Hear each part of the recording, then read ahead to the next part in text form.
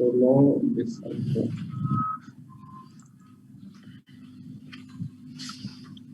December 3 নম্বর অঙ্কটা সম্ভব হবে।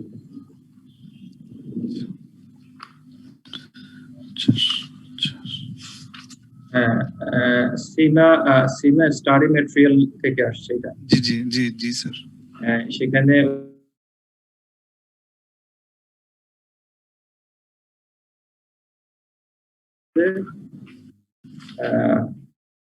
ইয়ে করতে যে process control account, production overhead, general overhead, income statement. So prepare ledger account for the period of each job. এগুলোর আসলে লেজার করতে বলছে, এগুলোর টি কলাম লেজারটা করতে বলছে। দেখছি এটা একটু মানে দেখতে একটু বিরক্তিকর, কিন্তু অঙ্কটা অত কঠিন অঙ্ক না। দেখলে মানে অনেক বড় অঙ্ক, ঝামেলাপূর্ণ কিন্তু না। মানে এটা সলিউশন তো বইতে দেওয়া আছে, কিন্তু স্যার মাথায় কিছুতেই ঢুকতেছে না। আমি দেখাই দেব। জি স্যার।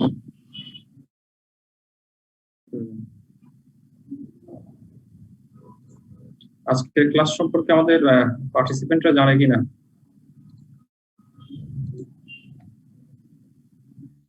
আজকে ক্লাস সম্পর্কে জানে স্যার, তারপর আমি পোস্ট করে দিচ্ছি তাহলে গ্রুপে। আমাদের আগের ক্লাসে স্যার কমই ছিল না?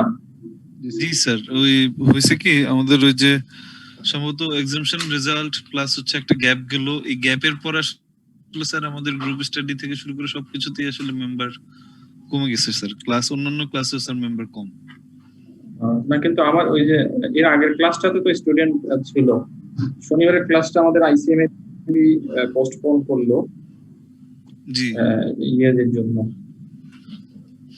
আমাদের মনে কোনো প্রোগ্রাম ছিল, সেজন্য পোস্টপোন করলো। একটা সেমিনার ছিল। জি স্যার। হ্যাঁ, একটা সেমিনার ছিল, সেজন্য ক্লাসটা বন্ধ করে দিয়েছিল। মানে আমি এই পর্যন্ত আমার দুইটা ক্লাস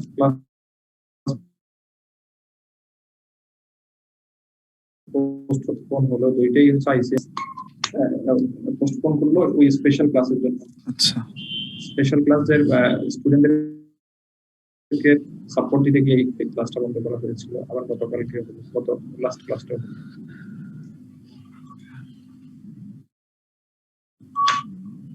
হ্যাঁ, প্রসেস কস্টিং আজকে আমরা দেখবো। কস্টিং আজকে দেখার পর শেষ করে দেবো। এরপরে আমাদের ওই যে অনেকগুলো ইম্পর্টেন্ট চ্যাপ্টার রয়ে গেছে। CBP, relevant costing. সিবিপি তে 3 দিন লাগবে, রিলেভেন্ট কস্টিং এ লাগবে 3 দিন, 6টা মানে ওই দুটো টপিকে 6টা ক্লাস লাগবে। ওই দুটো টপিকে 6টা ক্লাস লাগবে। আর ওগুলো তো মনে সব পরীক্ষায় আসে। হ্যাঁ, রিলেভেন্ট কস্টিং সব পরীক্ষায় আসে, সিবিপি ও সব পরীক্ষায় আসে। সিবিপি বাদ যাবে না কনফার্ম। জি, তাহলে সিবিপি তে 3টা, রিলেভেন্ট কস্টিং এ 3টা, 6টা ক্লাস। লং টার্ম ইনভেস্টমেন্ট মাঝে মাঝে আসে, সেখানে লাগবে 2টো ক্লাস, 8। তাহলে 10টার মধ্যে 8টার একটা আমাদের ইয়ে হলো, প্ল্যান করা গেল। এরপরে 2টো ক্লাস আমি রাখলাম হচ্ছে ওই যে ইন্টিগ্রেটেড অ্যাকাউন্টিং। এটার খুব একটা অঙ্ক আসতে আমি দেখিনি। ইন্টিগ্রেটেড অ্যাকাউন্টিং এর একটা চ্যাপ্টার আছে আমাদের সিলেবাসে। দেন একটা ক্লাস আমরা অবশিষ্ট রাখলাম হচ্ছে আমাদের থিওরির জন্য।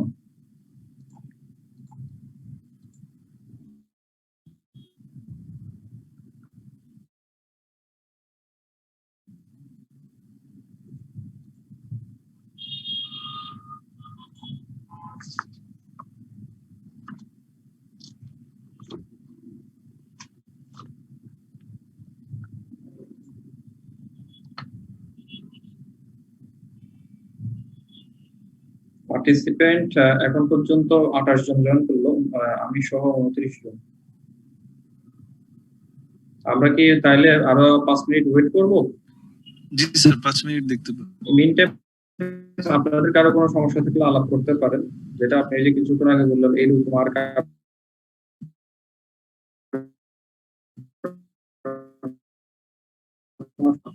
দেখাতে পারি। আচ্ছা, আমি একটু দেখি।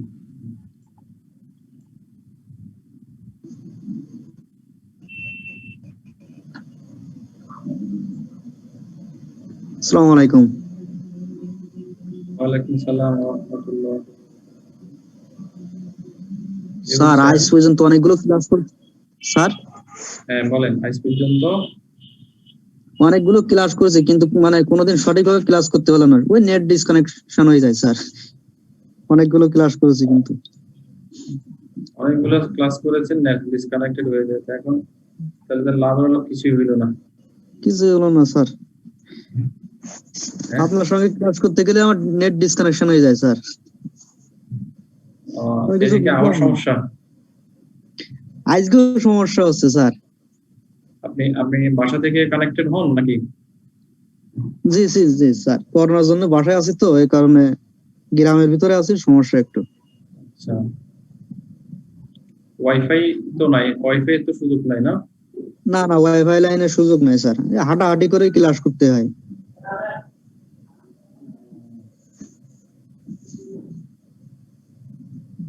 Thank you, sir. কি আর করার, কিছু তো করার নেই। না স্যার।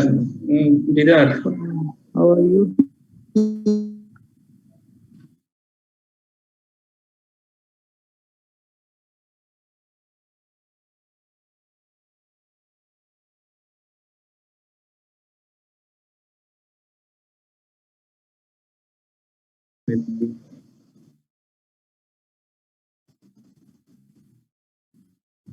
একটু আইসিআরবির কাউকে যদি ডাক দেন, ডাক দিলে হয়তো ওনারা রেকর্ডটা স্টার্ট করবে স্যার। আইসিএমএবি কে আছেন? আমাদের হোস্ট কে আছেন? চালু করে দিয়ে মনে চলে গেছে, সময় দিয়ে গেছে। সাদ্দাম সাহেব কি আছেন? সাদ্দাম সাহেব জি স্যার, ওই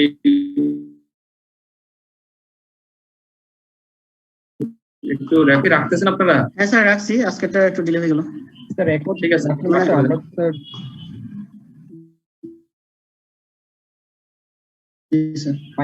আইসিএমএবি করবে। সাদ্দাম সাহেব আছেন, ওনাদের সাথে কথা বলবেন, ওনারা পাওয়ার ব্যবস্থা করবেন।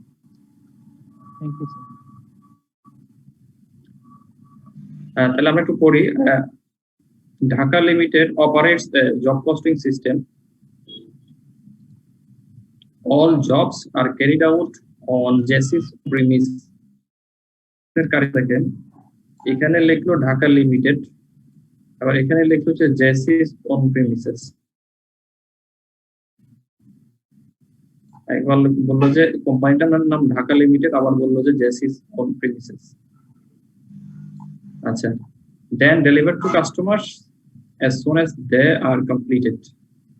Company job posting system follow করে, অল জবস জেসির ওন প্রিমিসেসে কমপ্লিট হয়, কাজ শেষ, দেন কাস্টমারের কাছে ডেলিভারি করে দেওয়া হয়। ডাইরেক্ট এমপ্লয়িজ আর পেইড 10 পার আওয়ার। ডাইরেক্ট লেবারের জন্য প্রত্যেকটা শ্রমিককে 1 ঘন্টার জন্য payment is absorbed into job cost using predetermined absorption rate 24 per hour. তাহলে 1 ঘন্টার জন্য লেবারের জন্য ব্যয় হয় হচ্ছে $10, আর 1 ঘন্টার জন্য ওভারহেড ব্যয় হয় হচ্ছে, এস্টিমেটেড ওভারহেড হচ্ছে $24। General overhead is charged income statement on completed jobs using a rate of 12% of the production cost। আচ্ছা, এর বাইরে আরো একটা টপিক আসছে, সেটা হচ্ছে যে কি প্রোডাকশন ওভারহেড ছাড়াও কিছু জেনারেল ওভারহেড আছে। জেনারেল ওভারহেড গুলো অ্যাবজর্ব করানো হয় 12% on production cost. Production cost মানে হচ্ছে ম্যাটেরিয়াল, লেবার, ওভারহেড, এই তিনটার যা কস্ট হবে তার সাথে আরো 12% কস্ট যুক্ত হবে। এইটা হচ্ছে আমাদের, এই তিনটা আমাদের অঙ্কের ইনফরমেশন। 10 টাকা লেবার আওয়ার, 24 টাকা হচ্ছে ওভারহেডের জন্য, আর 12% হচ্ছে জেনারেল ওভারহেডের জন্য অন প্রোডাকশন কস্ট। আচ্ছা, এখানে একটা জব নাম্বার আছে 308। এই জবটার আগে থেকেই স্টার্ট করা হয়েছিল। আমি যখন এই পিরিয়ডের অঙ্ক করতেছিলাম তখন পর্যন্ত কিছু ওপেনিং ব্যালেন্স ছিল, সেই জবটা মানে প্রসেসটা শেষ হয়নি। এই 308 নম্বর জবে, 308 নম্বর জবের ওপেনিং ব্যালেন্স হচ্ছে বা বিগিনিং ব্যালেন্স হচ্ছে ম্যাটেরিয়াল 960, প্রোডাকশন ওভারহেড অ্যাবজর্ব করলে এখন পর্যন্ত 2304 টাকা। টোটাল এই জবের ওপেনিং ব্যালেন্স হচ্ছে 5054 টাকা। এবং এই পিরিয়ডে এসে আমি সে ফর এক্সাম্পল 2020 সালের এই পিরিয়ডে এসে আবার 309 এবং 310 দুটো জব স্টার্ট করলো এবং এই জবগুলোর স্ট্যাটাসটা এখানে জানিয়ে দেওয়া হচ্ছে।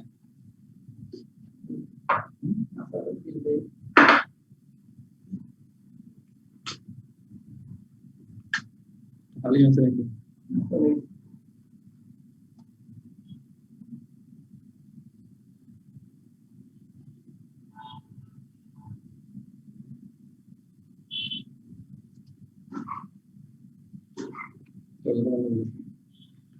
আচ্ছা, তাহলে 308 আমার আগে থেকেই ছিল, 308 এর সাথে আরো দুটো জব যুক্ত হলো এবং এই জবগুলো কি কি অ্যাবজর্ব করলো বা ম্যাটেরিয়াল লেবার কি কি পরিমাণে লাগলো বা অন্য আনুষঙ্গিক কি কি ঘটনা ঘটলো তার একটা বিস্তারিত বর্ণনা দেওয়া আছে।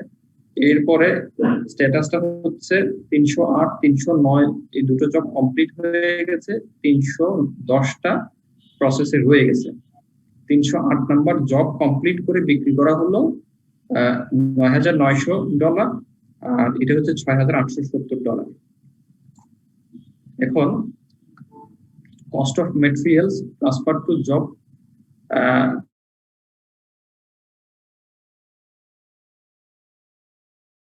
হচ্ছে যে 309 থেকে 310 কিছু ম্যাটেরিয়াল ট্রান্সফার করা হয়েছিল, সেটার ভ্যালু হচ্ছে $43।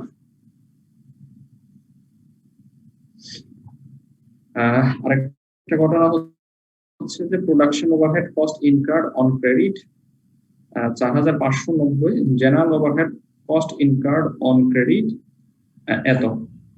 এটা হচ্ছে আমার ইনকাম স্টেটমেন্ট করার জন্য লাগবে নিচের এই দুটো তথ্য। এরপরে হচ্ছে আমাকে লেজার অ্যাকাউন্ট গুলো করতে বললো ফর ইচ জব নাম্বার 308 309 310। খুব সহজ। প্রথমে হচ্ছে কি আমি 308টাকে যদি দেখি, 308 এর একটা ব্যালেন্স ওপেনিং ব্যালেন্স ম্যাটেরিয়াল আবার দেওয়া হলো, তাহলে ম্যাটেরিয়াল দিলে ম্যাটেরিয়ালটা সেখানে ডেবিট হবে। ডাইরেক্ট লেবার আওয়ার হচ্ছে 82 ঘন্টা, 82 ঘন্টা ইনটু 10 টাকা, 820 টাকা লেবার ডেবিট হবে। এন্ড দেন হচ্ছে যতক্ষণ লেবার আওয়ার কাজ করে ততক্ষণ তার সাথে 24 টাকা করে গুণ হবে হচ্ছে আমার এই প্রোডাকশন ওভারহেড। তাহলে 82 ইনটু 24 সেটা ওভারহেড হিসেবে যুক্ত হবে। তাহলে আমার প্রসেস 308 এর মধ্যে সব দিতে থাকলাম, দেওয়ার পর ক্লোজ হলো। ক্লোজ হয়ে গেলে সেটা দেন আমার ফিনিশ গুডসে রূপান্তর করার ইস্যুটা মনে হয় এই লেজার অ্যাকাউন্টে আসবে না, সেটা আসবে হচ্ছে আমাদের ওই যখন প্রফিট ক্যালকুলেশন করব বা ইনকাম স্টেটমেন্ট করব এখানেও আসবে। দিদার কি আছেন লাইনে? স্যার আছি স্যার।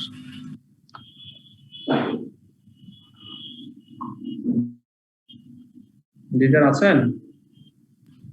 স্যার স্যার শুনতে পাচ্ছেন স্যার? আমার কি প্রশ্ন কি আপনি শুনতেছিলেন নাকি না? জি স্যার আমি শুনতেছিলাম। আমাদের এই যে 82 স্যার 82 ইনটু 24। আচ্ছা আপনি দেখেন, প্রথমে আপনাকে আমরা একটু খেইটা ধরিয়ে দিই। আমরা কি করলাম, 308 নম্বর জবটা আগে দেখি। 308 নম্বরের ওপেনিং ব্যালেন্স ছিল 5,054 টাকা। 5,054 এর মধ্যে সেখানে যা যা ছিল ইন টোটালি চলে আসছে, তাই না? 5,054, এই যে 5,054 ওপেনিং ব্যালেন্স ছিল। এরপর আমি বললাম যা যা সেখানে ইনকার্ড করলো বা যে ম্যাটেরিয়াল কনজাম্পশন করলো সেগুলো যুক্ত হবে। 169 টাকার ম্যাটেরিয়াল আসলো।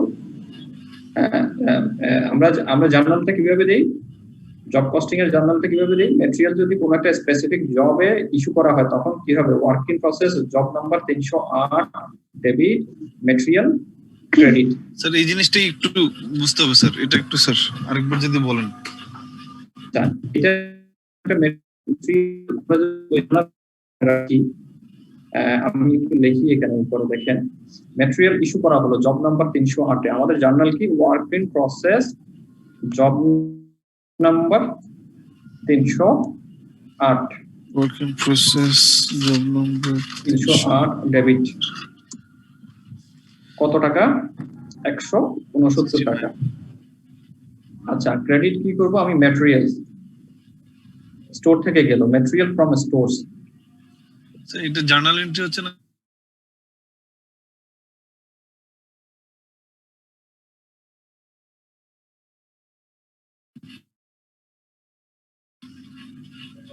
আর ক্রেডিট হবে ম্যাটেরিয়াল 169। এখন দেখেন জব নাম্বার 308 কে আমি ডেবিট করলাম। জব নাম্বার 308 ডেবিট হবে কত টাকা? 169 টাকা। আর আমি লিখবো হচ্ছে তার বিপরীতটা, তাই না? তারপর লিখবো হচ্ছে অল্টারনেটিভ যেটা থাকবে, ক্রেডিটের যে লেখাটা থাকবে সেই ডেসক্রিপশনটা আমি লিখবো। এই হচ্ছে আমাদের লেজারে, যখন আমি জার্নালটাকে লেজার যখন পোস্টিং দিব আমরা করে থাকি। ঠিক আছে, জব নাম্বার 308 কে আমি ডেবিট করছি, যতবার জব নাম্বার 308 ডেবিট হবে ততবার ওই খরচগুলো সেখানে চলে আসবে। স্যার বলেন। স্যার এই যে ম্যাটেরিয়াল স্টোর লিখলো, মানে আমাদের এখানে তো দরকার নাই, আপনি ম্যাটেরিয়ালস স্টোর, আমি ম্যাটেরিয়ালস লিখলাম, কি অসুবিধা আছে? জি স্যার। আবার কিছু বইতে দেখবেন ম্যাটেরিয়াল কন্ট্রোল অ্যাকাউন্ট। স্যার এই জিনিসটাও আর কি এটা একটা লেজারের নাম আর কি, এটা একটা লেজারের নাম দিল ম্যাটেরিয়ালস স্টোর থেকে আসছে তো ম্যাটেরিয়াল স্টোর লিখলো। জি জি। আবার কেউ লিখানে লিখবে হচ্ছে ম্যাটেরিয়াল কন্ট্রোল অ্যাকাউন্ট। জি। আমার এটা বোঝার দরকার না, আমরা যে জার্নালটা আমাদের মনে রাখলে হবে যে ম্যাটেরিয়ালটা আমি আমার ম্যাটেরিয়ালটা ক্রেডিট হচ্ছে। ক্রেডিটটা কোথেকে হয়? ম্যাটেরিয়ালটা অবশ্যই স্টোর থেকে চলে যায়। ঠিক আছে, স্পেসিফিক করার জন্য ম্যাটেরিয়াল স্টোর করছে আর কি, বাট না করলে আমার কোনো অসুবিধা নেই। এই যে দেখেন এখানে আবার ওয়েজেস কন্ট্রোল, ওয়েজ কন্ট্রোল, এখানে আবার ওয়েজেস কন্ট্রোল লিখলো। হ্যাঁ, এরপরে যখন আমার লেবারের খরচটা আমি রেকর্ড করব, তখন আমি কি করব? সেই একই রকম work in process job number 308 debit, WIP job debit 82 into 10 তাহলে 820। তাহলে এই আমরা ক্রেডিট করব কি? Wages payable. আমরা শিখে আসছিলাম ওয়েজেস পেয়েবল, সেটাও আপনি লিখতে পারেন। ওয়েজেস কন্ট্রোল অ্যাকাউন্ট লিখতে পারেন অথবা ওয়েজেস পেয়েবল আমরা করে রাখছিলাম। ঠিক আছে, আমরা শিখে আসছি এইভাবে। Wages payable.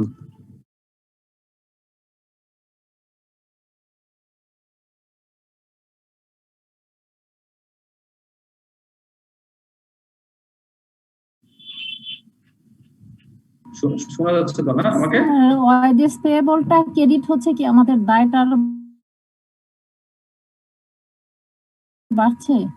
হ্যাঁ হ্যাঁ হ্যাঁ, ওয়েজেস পেয়েবল হলে তো দায় বাড়বে। আমরা এই টাকাটা পরিশোধ এখন করি না। দেখেন আমি জব নাম্বার 308 কে যখন আমি এখানে ব্যাংক ক্রেডিট করে দিলাম, আমি জানি না, অথবা আমি ওয়েজেস কন্ট্রোল অ্যাকাউন্ট লিখলাম, আমি কারণ যেহেতু আমি কোনো কিছু জানি না আমি লিখতে পারি। ঠিক আছে, আপনাদের কাছে এটা এভাবে প্যান হলো, তখন আমরা ওভাবে রেকর্ড গুলো মেইনটেইন করতে পারি। ঠিক একই রকম ভাবে প্রোডাকশন ওভারহেড আসলো, দেন এই জব নাম্বারের যত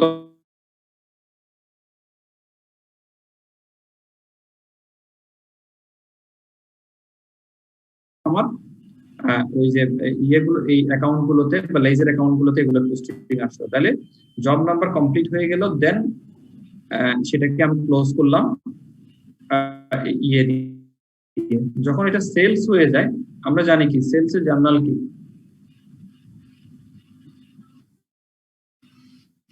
ফিনিশ গুডটা ক্রেডিট হইছে স্যার নাকি? না,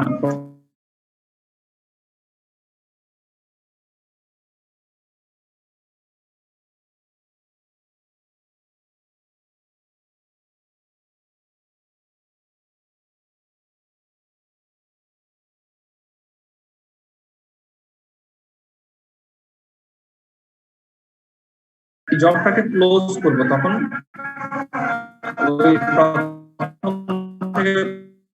মাথায় রাখেন ওয়ার্কিং প্রসেস যখন লেবার টেবল ওভারহেড টেবল যা দিতে থাকবো সে ডেবিট হবে। যখন এই প্রসেসটা ক্লোজ হবে তখন ওয়ার্কিং প্রসেসটা কিন্তু ক্লোজ হয়ে যাবে। ওয়ার্কিং প্রসেস জব নাম্বার 308 এটা কিন্তু তখন কি হয়ে যাবে? ক্লোজ হবে। ক্লোজ হয়ে কি হবে? Zero credit. ওই টোটাল ফিগারটাই ক্রেডিট হয়ে যাবে। টোটাল ফিগারটা হচ্ছে 8011। আর এখানে যদি এই জবটা যখন সেলস হয়ে গেছে তখন আমাকে এটা কি করতে হবে? Cost of goods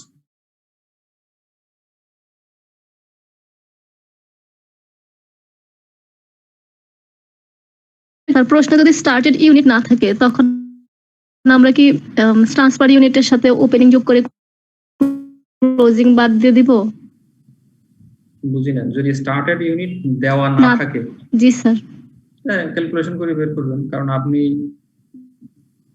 a plus B plus C equal to যদি কিছু একটা জানেন মাঝখানে একটা গ্যাপ থাকলে সেটাতে আপনি প্লাস করে বের করতে পারবেন। এর আগের একটা অঙ্ক আমি দেখলাম যে আমাদের একটা মিসিং ফিগার ছিল,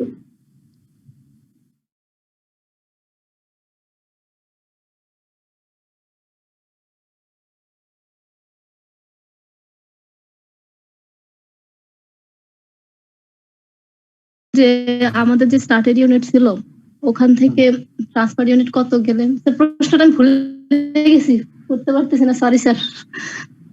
এটা কি ওই যে প্রসেস কস্টিং এর জন্য আপু? হ্যাঁ প্রসেস কস্টিং এ। প্রসেস কস্টিং এ ওই যে জুন 19 এর অঙ্কটা? না আমি কোনো প্রিভিয়াস কোশ্চেন দেখি না, আমি গ্যারিসনে বইতে আছে স্যার ওরকম একটা আচ্ছা অঙ্ক। আচ্ছা এখানে দেখেন আমরা দুটো অঙ্ক করি, দুটো অঙ্ক দেখবো আজকে। তাহলে সবাই একটু প্রশ্নের দিকে আমরা একটু মনোযোগ দেই। SQ company, a manufacturer of digital watch. The company's CFO is trying to verify the accuracy of ending working process and finished goods inventories prior to closing the books for the year. এতক্ষণ পর্যন্ত প্রশ্ন হচ্ছে যে একটা company digital watch তৈরি করে, কোম্পানির CFO চাচ্ছেন যে এন্ডিং ওয়ার্কিং প্রসেস এবং ফিনিশ গুডস ইনভেন্টরি যে ক্লোজিং স্টকটা শো করতেছে বা ক্লোজিং ফিগার গুলো শো করতেছে সেই ফিগার গুলো ঠিক আছে। You have been asked to assist in this verification. আপনাকে জিজ্ঞেস করা হলো যে এই ব্যাপারে হেল্প করার জন্য। The year-end balances shown on the company's book are as follows. এটা হচ্ছে বুকস এর ফিগার। বুকস এর 31 ডিসেম্বরের 300 ইউনিট, যার কস্ট হচ্ছে 6,60,960 টাকা, যার মধ্যে 50% লেবার এবং ওভারহেড কমপ্লিট করা আছে। আচ্ছা ফিনিশ গুডস 31 ডিসেম্বরের 2 লক্ষ ইউনিট, যার ভ্যালু হচ্ছে 10,09,800 টাকা। এটা হচ্ছে বুকস এর ফিগার, কোম্পানির বইতে এই ফিগার গুলো মেনটেন করা আছে। Materials are added to production at the beginning of the manufacturing process. So আমাদের যে এন্ডিং ইনভেন্টরিটা এখানে 3 লক্ষ ইউনিট শো করতেছে, এখানে এই যে কস্টটা দেওয়া আছে এখানে ম্যাটেরিয়ালের কস্ট 100% দেওয়া আছে, আর লেবার এবং ওভারহেড হচ্ছে 50% কমপ্লিট করা। কিভাবে বুঝলাম? প্রথম এখানে আমাদেরকে বলছে যে ম্যাটেরিয়ালটা প্রসেসের ওপেনিং এ দেওয়া হবে, and overhead is applied to each product at the rate 60% of direct labor cost. যত টাকা লেবার কস্ট হবে তার 60% হচ্ছে লেবার কস্ট। যদি 100 টাকা লেবার কস্ট হয়ে থাকে 60 টাকা হবে overhead cost. There is no finished goods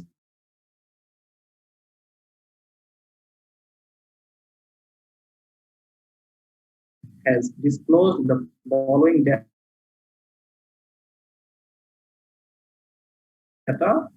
নিচে যে ডাটাগুলো দেওয়া আছে এই ডাটাগুলো অ্যাকুরেট, কিন্তু উপরের যে তথ্যগুলো আছে সেগুলো এই তথ্যগুলো কারেক্ট কিনা সেটা ভেরিফাই করতে সিএফও আমার সাহায্য নিচ্ছে। তো এখানে সব ইনফরমেশন দেওয়া আছে। ওয়ার্ক ইন প্রসেস ওপেনিং জানুয়ারি 1 এর 2 লক্ষ ইউনিট ছিল, ম্যাটেরিয়াল কস্ট হচ্ছে 2 লক্ষ টাকা, লেবার হচ্ছে 3,15,000 টাকা, ওভারহেড কস্ট দেওয়া নাই, ওভারহেড কস্টটা বের করে নিতে হবে। আমরা জানি সূত্র হচ্ছে যা লেবার কস্ট তার 60% হচ্ছে ওভারহেড কস্ট। আচ্ছা এখানে আবার কথা বলা হয়েছে যে 80% এই লেবার ওভারহেড কমপ্লিট করা আছে। ইউনিটস স্টার্টেড ইনটু প্রোডাকশন, নতুন করে স্টার্ট করলো 10 লক্ষ, তার মানে ওপেনিং 1 তারিখে আমাদের যে 2 লক্ষ ছিল, সারা বছর বিভিন্ন সময়ে 10 লক্ষ ইউনিট নতুন করে যুক্ত হলো। Cost added during the year, সারা বছর কত টাকা কস্ট অ্যাডেড হলো? ম্যাটেরিয়াল 13 লক্ষ টাকা, লেবার 19,95,000 টাকা। এরপরে তাহলে আরেকটা তথ্য হচ্ছে units completed during the year হচ্ছে 9 লক্ষ।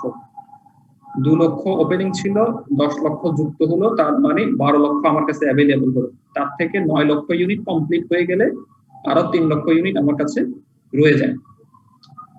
এখন রিকোয়ারমেন্ট হচ্ছে এভারেজ মেথডে করতে বললো। রিকোয়ারমেন্ট হচ্ছে determine the equivalent unit cost per equivalent unit materials labour overhead overhead. আমাকে প্রথমে ইকুইভ্যালেন্ট প্রোডাকশন ইউনিট বের করতে বললো এবং এর পরের স্টেপসে বললো হচ্ছে যে কি এই ইকুইভ্যালেন্ট ইউনিট গুলোর কস্ট কত বের করতে বললো। আর একটা রিকোয়ারমেন্ট হচ্ছে determine the amount of cost that should be assigned to the ending working process and finish goods inventories. Ending working প্রসেসের আমি কত টাকা কস্ট অ্যাসাইন করব এবং ফিনিশ গুডসে কত টাকা অ্যাসাইন করব এটা বের করতে বলবো। ঠিক আছে, প্রশ্ন নিয়ে কারো কোনো আন্ডারস্ট্যান্ডিং কোনো সমস্যা আছে কিনা বলেন। স্যার উপরে বললো স্যার ওয়ার্কিং প্রসেস 3 লাখ, নিচে ওয়ার্কিং প্রসেস জানুয়ারি 1 2 লাখ কেন? ইউনিট নিচে হচ্ছে ওপেনিং ওয়ার্কিং প্রসেসের ফিগার আর উপরেটা হচ্ছে এন্ডিং। দেখেন 31 ডিসেম্বর বিগিনিং হবে, সেটা হচ্ছে তার আগের বছর হলে আমাকে এখানে বলা হয়েছে যে কি সারা বছরের ডাটা ওপেনিং থেকে জানুয়ারি 1 তারিখ থেকে সারা বছরের যে ইনফরমেশন সেটা দেওয়া আছে। আর উপরে যে ইনফরমেশনটা এটা হচ্ছে বছর শেষের information, the year end balance। Yes, sir. এখানে একটা কেস দেখেন, the year end balance is shown on the company's books are as follows। এটা হচ্ছে year end balance আর এটা বছরের ইনফরমেশন। এটাকে আমি কিভাবে অন্যভাবে না স্যার সারা বছরে তো স্যার শেষেরটা, কিন্তু স্যার যখন ওয়ার্কিং প্রসেস জানুয়ারি 1 বলতেছি সেটা তো স্যার লাস্ট ইয়ার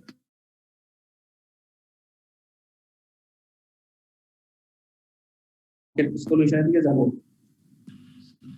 মানে এটা রিকোয়ারমেন্ট 2। হ্যাঁ, রিকোয়ারমেন্টটা দেখেন, এই রিকোয়ারমেন্টটা আমি এক্সেল শিটে আমি আমার মতো করে নিয়েছি যাতে আপনাদের বুঝার আন্ডারস্ট্যান্ডিংটা সহজ হয়। প্রশ্ন আছে, ইয়েটাও আছে, যাদের কম্পিউটার আছে তাদের জন্য দেখতেও সুবিধা হবে, কিন্তু মোবাইলে হলে ঝামেলা হবে। আমরা প্রসেস কস্টিংটা 3টা ধাপে করে থাকি। আমি প্রথম দিন বলে আসছি যে প্রসেস কস্টিংটা 3টা ধাপে আমরা করে থাকি। সেই প্রথম ধাপটা হচ্ছে আমি কোয়ান্টিটিটা মিলাবো, আমার ম্যাটেরিয়ালের কোয়ান্টিটি বা ইউনিট গুলোকে মিলাবো। এটাকে বলা হয় কোয়ান্টিটি শিডিউল অথবা ক্যালকুলেশন অফ ফিজিক্যাল ইউনিটস অথবা ক্যালকুলেশন অফ ফিজিক্যাল ইউনিটস। দেখা যাচ্ছে তো না? স্যার এখানে ইকুইভ্যালেন্ট ইউনিট লিখলে কি কোনো প্রবলেম হবে? এখানে এই পার্টটা কিন্তু ইকুইভ্যালেন্ট ইউনিটকে রিপ্রেজেন্ট করে না। এই পার্টটুকু যে প্রথম যে কোয়ান্টিটিটা আপনি রিকনসিলিয়েশন করতেছেন, কোয়ান্টিটি রিকনসিলিয়েশন কিন্তু ইকুইভ্যালেন্ট ইউনিটকে রিপ্রেজেন্ট করে না। স্যার ওরা তো এই জিনিসটাই চায় স্যার। এই একই আইটেমে করবেন, ইকুইভ্যালেন্ট ইউনিটটা পাশে লিখবেন। আমি লিখলাম একই অঙ্কের মধ্যে বা একই পার্টের মধ্যে আমি আলাদা করে নিলাম।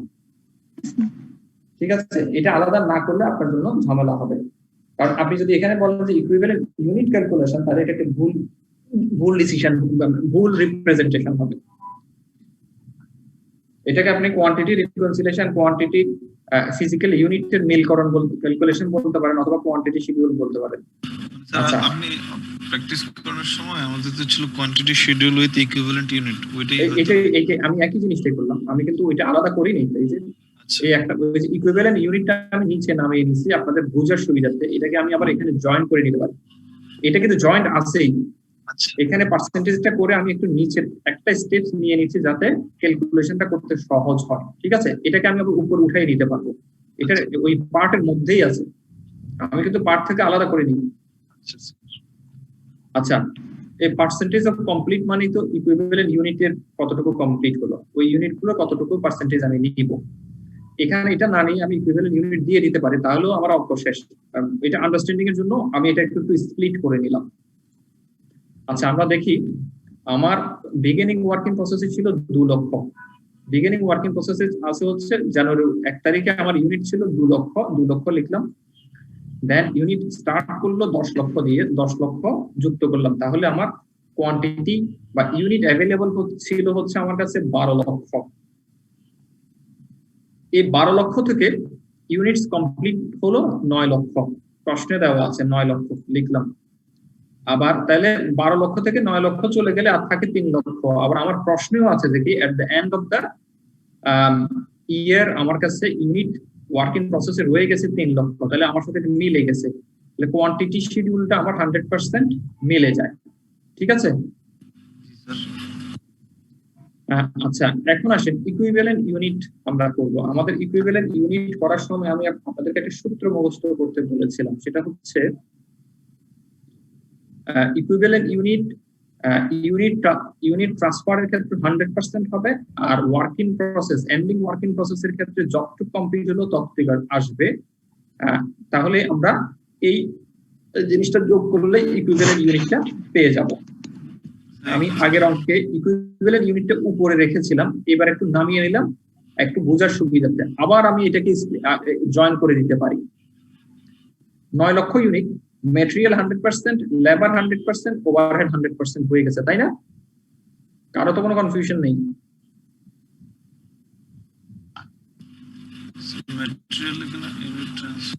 আমরা বারবার বলছি এই জিনিসটা, গত ক্লাসে আমি বারবার বলে আসছি যে ম্যাটেরিয়াল আমার যে ইউনিটগুলো ট্রান্সফার হয়ে গেল অথবা কমপ্লিট হলো, সেই ইউনিটগুলো ম্যাটেরিয়াল লেবার ওভারহেড 100% কমপ্লিট হয়ে গেছে, তার মানে 100% আমি নিতে পারি।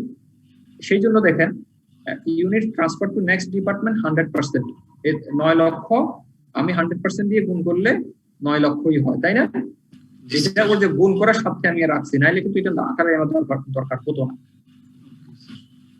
এরপরে দেখেন লেবারও 100% 9 লক্ষ, ওভারহেডও 100% 9 লক্ষ। ঠিক আছে? আচ্ছা, এরপরে দেখেন work in process ending work in process আমার কাছে আছে 3 লক্ষ। এই 100% ম্যাটেরিয়াল হয়ে গেছে, তাহলে ম্যাটেরিয়ালের এখানে 100% আসবে, এটা আমি সূত্র দিয়ে গুণ করে রাখলাম। ঠিক আছে? কোশ্চেনে বলা আছে যে শুরুতেই সব ম্যাটেরিয়াল দিয়ে দেয়, হ্যাঁ, বিগিনিং এ দিয়ে দেওয়া হয়। যখনই প্রশ্নে বলা থাকবে যে বিগিনিং এ দিয়ে দেয়, তার মানে এন্ডিং ওয়ার্কিং প্রসেসে 100% ম্যাটেরিয়াল দেওয়া হয়ে গেছে। ম্যাটেরিয়াল ছাড়া ওই প্রসেসটা স্টার্ট করতে পারে না, ম্যাটেরিয়াল দিয়েই স্টার্ট করে। সো 100% ম্যাটেরিয়াল কমপ্লিট করা আছে। আর লেবারের ক্ষেত্রে বলা হচ্ছে যে 50% লেবার এবং ওভারহেডের ক্ষেত্রে 50% কমপ্লিট করা হয়েছে, তার মানে 3 লক্ষ 50% হচ্ছে 1,50,000, এখানেও 1,50,000। আচ্ছা, এখন প্রশ্ন হচ্ছে স্যার ইকুইভ্যালেন্ট ইউনিটটাকে বারবার আপনারা প্রশ্ন করতেছেন যে এটাকে আলাদা করলেন কিনা। আমি এটা এখানে নিয়ে আসতে পারি, দেখাবো করে। একই জিনিসটা আমি জাস্ট উপরে উঠাই দেবো, উপরে এই পার্সেন্টেজ অফ কমপ্লিশন না লিখে ইকুইভ্যালেন্ট ইউনিট লিখে দিব। ঠিক আছে? কাজটা শেষ। তাহলে প্রশ্নের প্রথম রিকোয়ারমেন্টের কাজ শেষ। প্রথম রিকোয়ারমেন্ট হচ্ছে যে ইকুইভ্যালেন্ট ইউনিট বের করতে বললো, আমাকে কোয়ান্টিটি শিডিউল করতে কিন্তু বলে নাই। আবার কোয়ান্টিটি শিডিউল না করলে আমি এই জিনিসটা মিলাইতে পারবো না, সেজন্য আমি নিয়ে আসলাম। ইকুইভ্যালেন্ট ইউনিট আমার হয়ে গেছে। ঠিক আছে? এন্ড দেন আমি টোটাল কস্ট গুলোকে অ্যাকুমুলেট করব, এটাকে কস্ট অ্যাকুমুলেশন বলে, অথবা ইউনিট কস্ট বের করা বলে, অথবা total cost to account for বলা হয়ে থাকে। এখানে আমার কাজ হচ্ছে কি, আমার বিগিনিং ওয়ার্কিং প্রসেস এবং এই পিরিয়ডে কত টাকা খরচ হলো সেই খরচগুলোকে আমি নিয়ে আসবো। বিগিনিং ওয়ার্কিং প্রসেসে আমার খরচ দেওয়া আছে, ম্যাটেরিয়াল 2 লক্ষ, লেবার 3,15,000। ম্যাটেরিয়াল 2 লক্ষ, লেবার 3,15,000, ওভারহেড হচ্ছে লেবারের 60%, সেটা আমরা ক্যালকুলেশন করে নিলাম। ঠিক আছে? তাহলে এই তিনটা যোগফল হচ্ছে ওয়ার্কিং প্রসেসে 7,04,000 টাকা। আর cost added during the year, প্রশ্নে বলা আছে যে কি 13 লক্ষ টাকা ম্যাটেরিয়াল আর 19,95,000 টাকা হচ্ছে লেবার। 13 লক্ষ টাকা ম্যাটেরিয়াল, 19,95,000 টাকা লেবার, আর এই লেবারের 60% হচ্ছে ওভারহেড দেওয়া আছে। তাহলে এই তিনটার যোগফল হচ্ছে 44,92,000। তাহলে আমার কস্টের ইনফরমেশন দুটো জায়গা থেকে পাবো, একটা হচ্ছে ওপেনিং ওয়ার্কিং প্রসেস থেকে, আর একটা হচ্ছে এই পিরিয়ডে কত কস্ট অ্যাড হলো সেখান থেকে আমরা পাবো। তাহলে কস্টের ইনফরমেশন গুলো আমরা পেয়ে গেলাম। তাহলে এই দুটো যোগ করলে হচ্ছে আমার 51,96,000 টাকা টোটাল কস্ট। আচ্ছা, তাহলে কস্টের ইনফরমেশন আমাদের আপডেট হয়ে গেছে। এটা হচ্ছে 15 লক্ষ টাকা হচ্ছে আমার ম্যাটেরিয়ালের কস্ট, 23,10,000 লেবারের, 13,86,000 হচ্ছে ওভারহেডের কস্ট। ইউনিট কস্ট আমরা কিভাবে পাবো, বা পার ইকুইভ্যালেন্ট ইউনিট কস্ট আমরা কিভাবে পাবো? Cost divided by equivalent unit. Cost divided by equivalent unit. Cost হচ্ছে 15 লক্ষ, ইকুইভ্যালেন্ট ইউনিট হচ্ছে 12 লক্ষ, ভাগ করলে হবে 1 টাকা 25 পয়সা, এখানে 2 টাকা 20 পয়সা, এখানে 1 টাকা 32 পয়সা। জি স্যার। ম্যাটেরিয়ালের কস্ট, লেবারের কস্ট, ওভারহেডের কস্ট, পার ইউনিটের সবগুলো কস্ট, তাহলে তিনটা পার ইউনিট যোগ করলেও হবে আমার একটা ইকুইভ্যালেন্ট ইউনিটের কস্ট। একটা ইকুইভ্যালেন্ট ইউনিটের কস্ট আমরা পেয়ে গেলাম। ঠিক আছে, এই রিকোয়ারমেন্ট হলে আমাদের 1 নম্বর রিকোয়ারমেন্ট কমপ্লিট হয়ে গেল, যে পার ইকুইভ্যালেন্ট ইউনিটের কস্ট কত। আবার এখানে আলাদা করে আমাকে জিজ্ঞেস করা হয়েছিল যে ম্যাটেরিয়াল, লেবার, ওভারহেডের ইকুইভ্যালেন্ট কস্ট কত। তাহলে material, labour, overhead equivalent cost আমি পেয়ে গেলাম। এটা হচ্ছে আমার রিকোয়ারমেন্ট নাম্বার 1। রিকোয়ারমেন্ট নাম্বার, আমি ওই জিনিসটা আমরা একটু ইন্ডিকেট করে দিই। আচ্ছা, এর পরের পার্ট হচ্ছে কস্টটাকে আমরা রিকনসিলিয়েশন করব। কস্টটাকে রিকনসিলিয়েশন করব অথবা কস্টটাকে অ্যাসাইন করা বলা হয়ে থাকে, যে কস্ট রিকনসিলিয়েশন অথবা কস্ট অ্যাসাইনমেন্ট, অথবা এটাকে আরো একটা নাম বলে থাকে যে total cost accounted for. Cost accounted for 3-4টা নাম বলা হয়ে থাকে, যে নামে বলা হয়ে থাকুক না কেন আপনি আপনার কনসেপ্টটা থাকলে হলো। আচ্ছা, তাহলে এই যে কস্ট ইনকার্ড করলো 91,96,500 টাকা, এই টাকাটা কোথায় কোথায় থাকবে? থাকবে একটা হচ্ছে ট্রান্সফার অথবা কমপ্লিটেড ইউনিটের মধ্যে, আর একটা কস্ট থাকবে হচ্ছে এন্ডিং ওয়ার্কিং প্রসেসের মধ্যে। আচ্ছা, আমার ইউনিট কমপ্লিট হচ্ছে 9 লক্ষ ইউনিট কমপ্লিট হয়ে গেল। তাহলে 9 লক্ষ ইউনিটের মধ্যে ম্যাটেরিয়াল 100%, লেবার 100%, ওভারহেড 100% দেওয়া আছে। তাহলে আমি এখানে কি করতে পারি? 9 লক্ষ ইন্টু এই টোটাল এই পার ইউনিট কস্ট দিয়ে আমি গুণ করলে আমার ট্রান্সফার ইউনিটের কস্ট আমি পেয়ে যাবো। তো 9 লক্ষ গুণ 4 টাকা 77 পয়সা, 4 টাকা 77 পয়সা। তার মানে ফিনিশ গুডস এর অথবা কমপ্লিটেড ইউনিটস এর অথবা ট্রান্সফার ইউনিটের কস্ট আমি পেয়ে গেলাম। এখন বাকি রয়ে গেছে ending working process. Ending working প্রসেসের মধ্যে ম্যাটেরিয়াল, লেবার, ওভারহেড আমি আবার আলাদা করে নিলাম। ম্যাটেরিয়ালের ক্ষেত্রে ইকুইভ্যালেন্ট ইউনিট হচ্ছে 3 লক্ষ, আর লেবারের ক্ষেত্রে হচ্ছে 1,50,000, ওভারহেডের ক্ষেত্রে হচ্ছে 1,50,000। 3 লক্ষ ইন্টু 1.25, 3 লক্ষ ইন্টু 1.25। এরপরটা দেখেন 1,50,000 ইন্টু 2.0। এরপরটা দেখেন 1,50,000 ইন্টু 1.32। তাহলে ম্যাটেরিয়াল, লেবার, ওভারহেড ওয়ার্কিং প্রসেসের মধ্যে যা যা ছিল সব আমার ক্যালকুলেশনে চলে আসছে। এই তিনটের যোগফল হচ্ছে 9,03,000 টাকা। এখন ট্রান্সফার ইউনিট নিয়ে গেছে হচ্ছে বা কমপ্লিটেড হয়ে গেল হচ্ছে 42,93,000 টাকা সেখানে আছে, যার ফিনিশ গুডস এর ভ্যালু অথবা কমপ্লিটেড ইউনিটস এর ভ্যালু হচ্ছে 42,93,000 টাকা। আর এন্ডিং ওয়ার্কিং প্রসেসের মধ্যে যে ম্যাটেরিয়াল গুলো রয়ে গেছে তার কস্ট হচ্ছে, তার ভ্যালু হচ্ছে 9,03,000 টাকা। এটা হচ্ছে আমাদের ক্যালকুলেশন। কিন্তু একটা জিনিস খেয়াল করুন, যখন বুকসটা আমাকে দেওয়া হলো তখন দেখেন এই 3 লক্ষ টাকা, 3 লক্ষ ইউনিট, এই 3 লক্ষ ইউনিটের মধ্যে কস্ট অ্যাসাইন করা আছে 6,60,960 টাকা। কিন্তু আমি যখন ক্যালকুলেশন করলাম, অ্যাবসলিউট ক্যালকুলেশন করলাম, তখন এটার ভ্যালুটা বাড়লো। সো আগের জিনিসটা, আগে যে ক্যালকুলেশনটা করা হয়েছিল সেই ক্যালকুলেশনটা কারেক্ট না।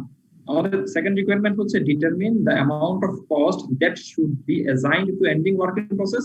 এন্ডিং ওয়ার্কিং প্রসেসে হচ্ছে 9,03,000 টাকা। আর ফিনিশ গুডস ইনভেন্টরি স্যার কম্পেয়ারটা কোথা থেকে যেন করলেন? ফিনিশ গুডস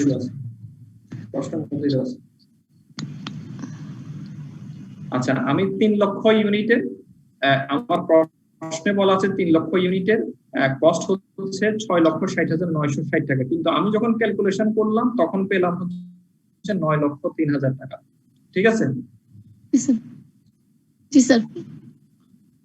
এন্ডিং ওয়ার্কিং প্রসেসের ভ্যালু হচ্ছে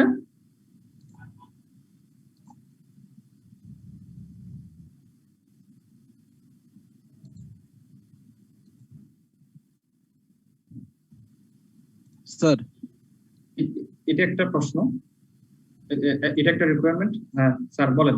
স্যার আপনি তো এখানে বোঝানোর জন্য স্যার অনেক আরেকটা হচ্ছে 2 লক্ষ ইউনিট, 2 লক্ষ ইউনিট যে আমার কাছে কত হবে? এখানে প্রশ্ন বলা হচ্ছে যে 10,09,800 টাকা। স্যার বলেন, স্যার বলতেছিলাম স্যার, কি আপনি এখানে বলছিলেন? বোঝানোর জন্য তো অনেক ভেঙে ভেঙে দেখাচ্ছেন স্যার, কিন্তু এটা তো আরো মানে স্যার ডিরেক্ট করা যায় আর কি, তাহলে তো সমস্যা নাই। হ্যাঁ, করা যায়। আমি তো না ভাই আপনি তো, কম বুঝি, সেজন্য না একটু না না ভেঙে ভেঙে আপনি বুঝলাম। স্যার মানে আমাদেরকে বোঝানোর জন্য স্যার এখন মানে ওয়ার্কিং প্রসেস তারপর স্যার বলেন। ট্রান্সফার সবকিছু ভেঙে ভেঙে দেখাচ্ছেন না স্যার, মানে যেহেতু স্যার এটা এভারেজ, এটাকে মানে শর্টকাট করা যাবে না ভাই। যেহেতু আমি যেটা বুঝি, আমি যদি শর্টকাট করে নেই, তাহলে এখান থেকে রিপিটেডলি প্রশ্ন আসবে, ঠিক আছে? না স্যার ওইটাকে করলে তো আমরা সমস্যা না স্যার। করার জন্য সবার একটা আন্ডারস্ট্যান্ডিং লেভেলে নিয়ে আসার জন্য এই জিনিসটা করলাম। ভ্যালু অফ, না না, কোনো সমস্যা নেই। জি স্যার। আচ্ছা, ভ্যালু অফ ফিনিশ গুডস, আমার কাছে কত ইউনিট এন্ডিং ইনভেন্টরি হিসেবে কত ইউনিট আছে? 2 লক্ষ ইউনিট, তাই না? প্রশ্নে দেওয়া আছে 2 লক্ষ ইউনিট আমার ফিনিশ গুডস রয়ে গেছে। তাহলে 2 লক্ষ ইউনিট গুণ গুণ কত হবে বলেন তো? ফিনিশ গুডস এর ভ্যালু কত হবে? ওই যে যেটা এন্ডিং ইনভেন্টরি রয়ে গেছিল, কত দিয়ে গুণ করবো বলেন? 4.77 স্যার বুঝি নাই। 4.77 4.77 দিয়ে মাল্টিপ্লাই।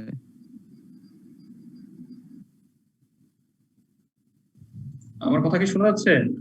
স্যার 4.77 দিয়ে মাল্টিপ্লাই করবেন স্যার। জি জি, 4.77 দিয়ে মাল্টিপ্লাই করব, ঠিক আছে? এটা কেন করব? একটা ইউনিটের কস্ট হচ্ছে 4 টাকা 77 পয়সা। আমি তার থেকে বেশি দিয়ে করাটা আমার জন্য ঠিক হবে না, ঠিক আছে? 2 লক্ষ ইউনিট।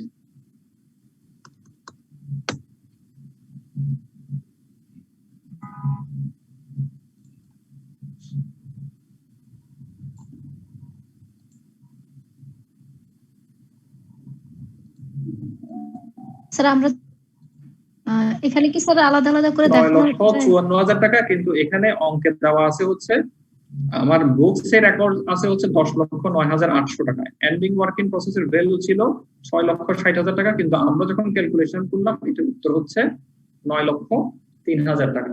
স্যার এবার বলেন প্রশ্ন।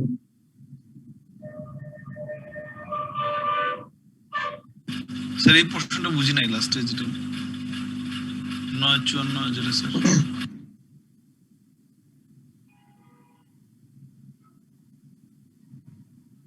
9 লক্ষ কোনটা বুঝলেন? লাস্ট যেটা কম্পেয়ার করলেন ভ্যালু অফ ফিনিশড গুডস এর যেটা স্যার,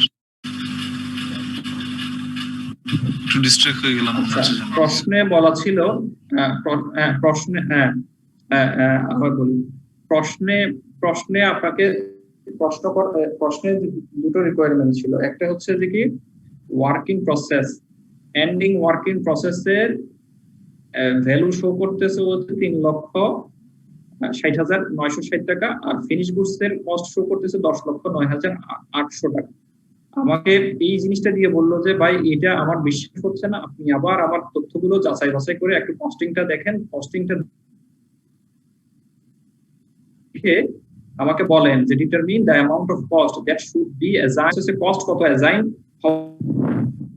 ফিনিশ গুডস ইনভেন্টরি কত টাকা কস্ট হওয়া উচিত সেটা বের করে দেন। তাহলে আমি এন্ডিং ওয়ার্কিং প্রসেস তো উপরে পেয়ে গেলাম, এখানেই পেয়ে গেলাম 9,03,000 টাকা, তাই না? এন্ডিং ওয়ার্কিং প্রসেসের ভ্যালু তো আমি এখানেই পেয়ে গেলাম, কিন্তু ফিনিশ গুডস এর ভ্যালু তো এখানে নাই। এখানে কি আছে? ফিনিশ গুডস এর ভ্যালু এখানে আছে 42,93,000। এটা কিসের? 9 লক্ষ ইউনিটের। 9 লক্ষ ইউনিটের কস্ট হচ্ছে 42,92,093 টাকা। কিন্তু আমার ফিনিশ গুডস ইনভেন্টরি হচ্ছে 2 লাখ ইউনিট। 2 লাখ ইউনিটের ভ্যালু কত সেটা আমাকে প্রশ্নে বলা হয়েছে। তাহলে আমি যদি একটু করে দিয়ে আসি তাহলে কিন্তু প্রশ্নটা কিন্তু সেকেন্ড রিকোয়ারমেন্টটা কিন্তু কমপ্লিট হবে না। একটু পর্যন্ত করে দিলে কিন্তু প্রশ্ন যে আপনাকে করা হলো যে 2 লাখ ইউনিটের ভ্যালু কত সেটা আপনি কিন্তু বের করে দেননি, আমরা নিচে সেটাই বের করে দিলাম। 2 লাখ ইউনিট ইন্টু 4 টাকা 77 পয়সা করে। আর এটা 9 লাখ ইউনিটের, এটা কিভাবে করলাম? 4 টাকা 77 ইন্টু 9 লক্ষ ইউনিট, ঠিক আছে? জি স্যার।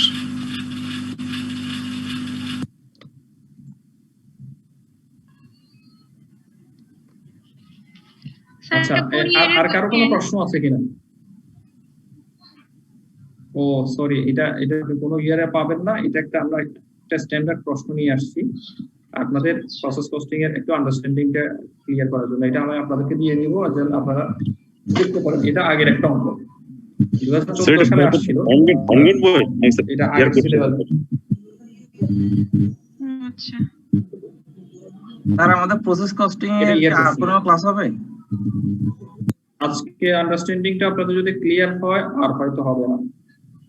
আর যদি মনে করেন যে না স্যার আমাদের আন্ডারস্ট্যান্ডিং ক্লিয়ার হয় নাই, আর একটু রিপিট করতে হবে, স্যার আপনি আমাদেরকে জব কস্টিং এর থিওরিটিক্যাল কভার করছিলেন, ম্যাথ ধরছিলেন, কিন্তু সেদিন ম্যাথ ক্লিয়ার করা হয়নি আর কি।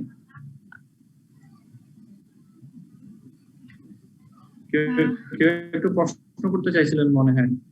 স্যার প্রসেস কস্টিং এ কি জার্নাল হয় না?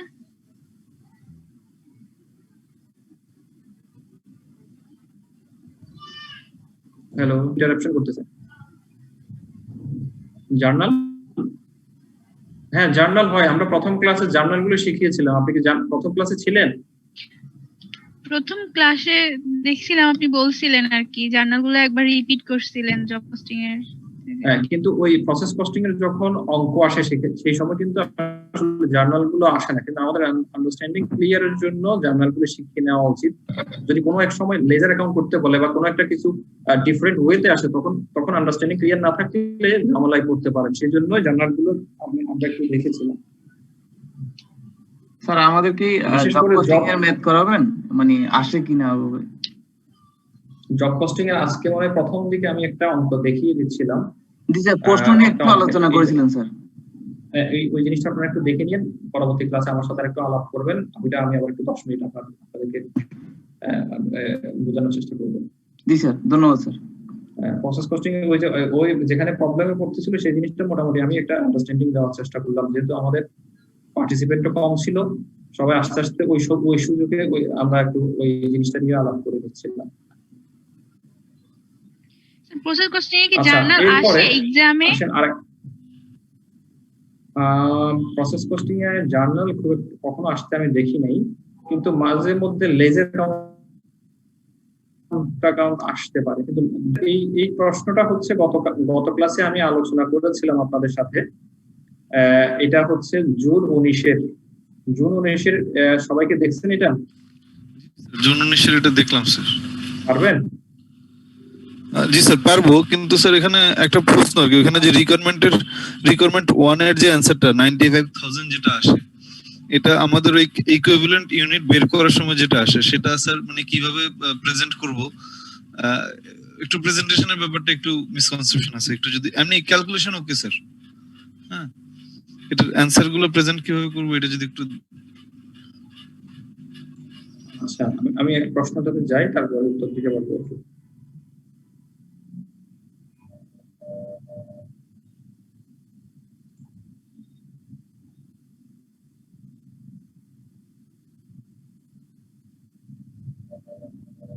স্যার আমরা যে 4.77 বের করছি স্যার, এটা তো sir cost per equivalent unit. জি একটা ইউনিটের একটা ইউনিট। না স্যার, এটা স্যার ইকুইভ্যালেন্ট ইউনিট, কিন্তু একটা ইউনিট ইকুইভ্যালেন্ট ইউনিট মানে একটা unit, one equivalent unit per বলা হয়েছে তো সাথে সাথে। হ্যাঁ স্যার, কিন্তু ইকুইভ্যালেন্ট ইউনিট যেটা ওটার ফিজিক্যাল ইউনিট তো স্যার এক না। তো তাহলে স্যার ফিনিশ গুডটা তো স্যার ফিজিক্যাল ইউনিটে দেওয়া আছে, তাহলে স্যার আমি কস্ট পার ইকুইভ্যালেন্ট ইউনিট মানে ফিজিক্যাল ইউনিট। আচ্ছা, ওয়ান ইকুইভ্যালেন্ট ইউনিট মানে ওয়ান কমপ্লিটেড ইউনিট। আচ্ছা বুঝছি স্যার। ইকুইভ্যালেন্ট করে আমরা ওই যে একটা উদাহরণ দেখতেছিলাম যে আমার কাছে আধা গ্লাস পানি আছে, আপনার কাছে আধা গ্লাস পানি আছে, তার মানে কি 1 গ্লাস পানি। আমি যদি দুইটা গ্লাসকে এক করে ফেলি তাহলে 1 গ্লাস হয়ে যাবে না? জি স্যার। মানে তখন তো একটা ওয়ান কমপ্লিটেড ইউনিট হয়ে যাবে। আচ্ছা আচ্ছা বুঝছি স্যার, সো গট ইট। আমি কি ভুল প্রশ্ন দেখতেছি নাকি? December June 19 question 7। জুন 19 না? জি স্যার। আমি সেই জন্য খুঁজে পাচ্ছিলাম।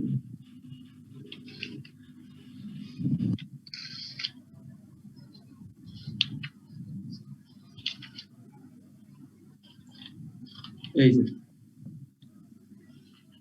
builder products incorporation manufactures stocking compound that goes through 3 processing stages prior to completion.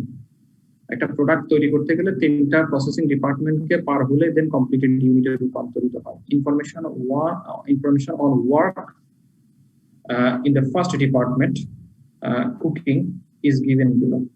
এই এত পর্যন্ত আমার কোনো ইনফরমেশন নাই।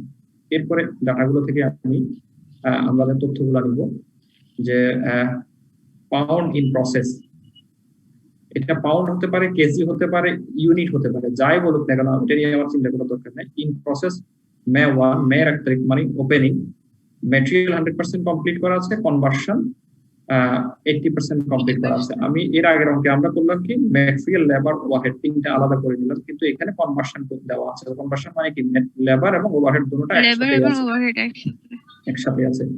আগের অঙ্কটা কেন করলাম, ওই যে ম্যাটেরিয়াল লেবার ওভারহেড আলাদা আলাদা করে যাতে আপনারা চিন্তা করতে পারো সেই জন্য নিয়ে আসলাম। স্যার এই আগের প্রবলেমটা কি দিয়ে দিবেন? হ্যাঁ দিয়ে দিব। Thank you sir. Pounds started into production during May হচ্ছে 1 লক্ষ, 10,000 হাতে ছিল, 1 লক্ষ নতুন করে যুক্ত হলো, তাহলে হলো হচ্ছে 1,10,000, 1,10,000। প্রশ্ন পড়তে পড়তে আমরা অঙ্কটাও দেখিনি। এখানে দেখেন আমার এখানে এক্সেল শীট করা আছে, গ্রিন যে কলাম জোন গুলো আছে, গ্রিন জোনটা আমি ডিলিট করে দিয়ে নতুন করে অঙ্ক করতে পারবো। এই গ্রিন জোনের বাইরে আর কোনো কিছু দেওয়া লাগবে না, আর বাকিটা অটোমেটিক হতে থাকবে। ঠিক আছে স্যার, আমরা কি প্রত্যেকটা অঙ্কে এরকম আলাদা করে ইউনিট বের করে দেখাবো যে টোটাল ইউনিটটা? অবশ্যই দেখাইতে হবে, অবশ্যই দেখাইতে হবে। এখানে দেখেন 1 নম্বর রিকোয়ারমেন্ট হচ্ছে ইকুইভ্যালেন্ট ইউনিট ইনটু প্রোডাকশন। তো এই ইকুইভ্যালেন্ট ইউনিট বের করতে গেলে ওই কোয়ান্টিটি না মিলালে বের হবে না। তারপরে কস্ট বের করতে বললো। আবার ম্যাক্সিমাম অঙ্কে কিন্তু আপনাকে যদি বলে যে কস্ট অফ প্রোডাকশন রিপোর্ট তৈরি করে নেন, তখন আপনি কোনটা করবেন? পুরো প্রসেসটাই কমপ্লিট করে নিয়ে যেতে হবে। ঠিক আছে, যদি ইকুইভ্যালেন্ট ইউনিট পর্যন্ত বলে আমি এতটুকু করে দিলেই শেষ, আমি এতটুকু করে দিলেই শেষ, আর কোনো কিছু করার দরকার হবে না। কিন্তু আমাকে যদি বলে যে কস্টের রিকনসিলিয়েশন করেন, কস্টের কত টাকা কোথায় অ্যাসাইন হবে এটা বের করেন, তখন কিন্তু পুরো প্রসেসটা শেষ করে এখানে আসতে হবে, আদারওয়াইজ এই প্রসেসে আমি আসতে পারবো না। ঠিক আছে, তাহলে ম্যাটেরিয়াল 10,000 ওপেনিং ছিল, নতুন করে যুক্ত হলো 1 লক্ষ, তাহলে হয় 1,10,000।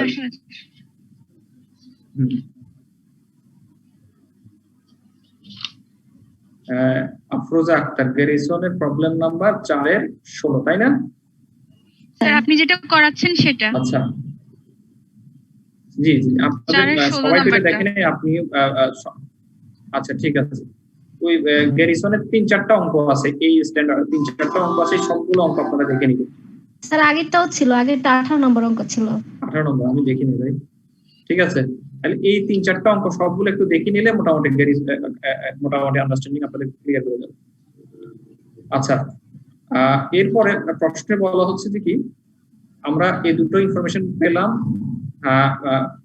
পাউন্ডস কমপ্লিটেড এন্ড ট্রান্সফার আউটের ইনফরমেশন দেওয়া নাই, কিন্তু এন্ডিং ওয়ার্কিং প্রসেসের তথ্যটা দেওয়া আছে, যার মধ্যে ম্যাটেরিয়ালস ইউনিট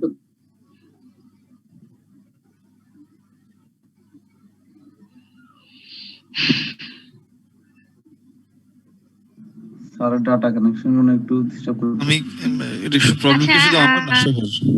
না না, এটা মনে হয় স্যারের এই নেটওয়ার্কেই সমস্যা করতেছে। মানে আমার কথা কি ক্লিয়ার যাচ্ছে না? না না স্যার, এতক্ষণ পাইনি স্যার, মাঝে মধ্যে কাটতেছে স্যার, সবসময় না স্যার, এতক্ষণ পাইনি স্যার। ওই যে 1,10,000 কাটতেছে, এটা আমি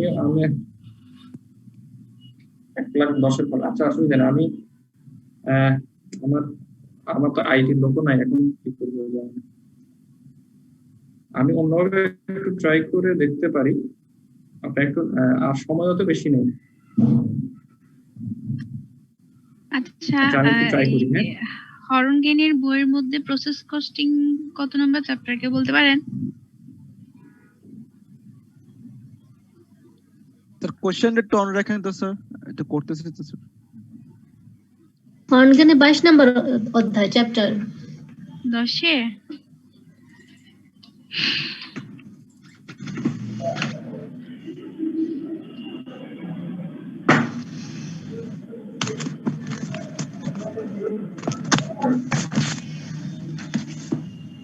সুতরাং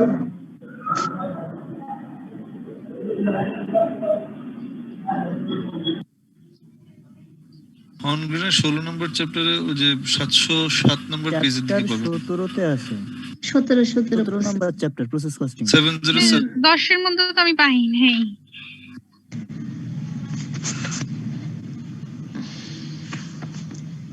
স্যার কি আবার নাই? দিহান ভাই 16-তে আছে না?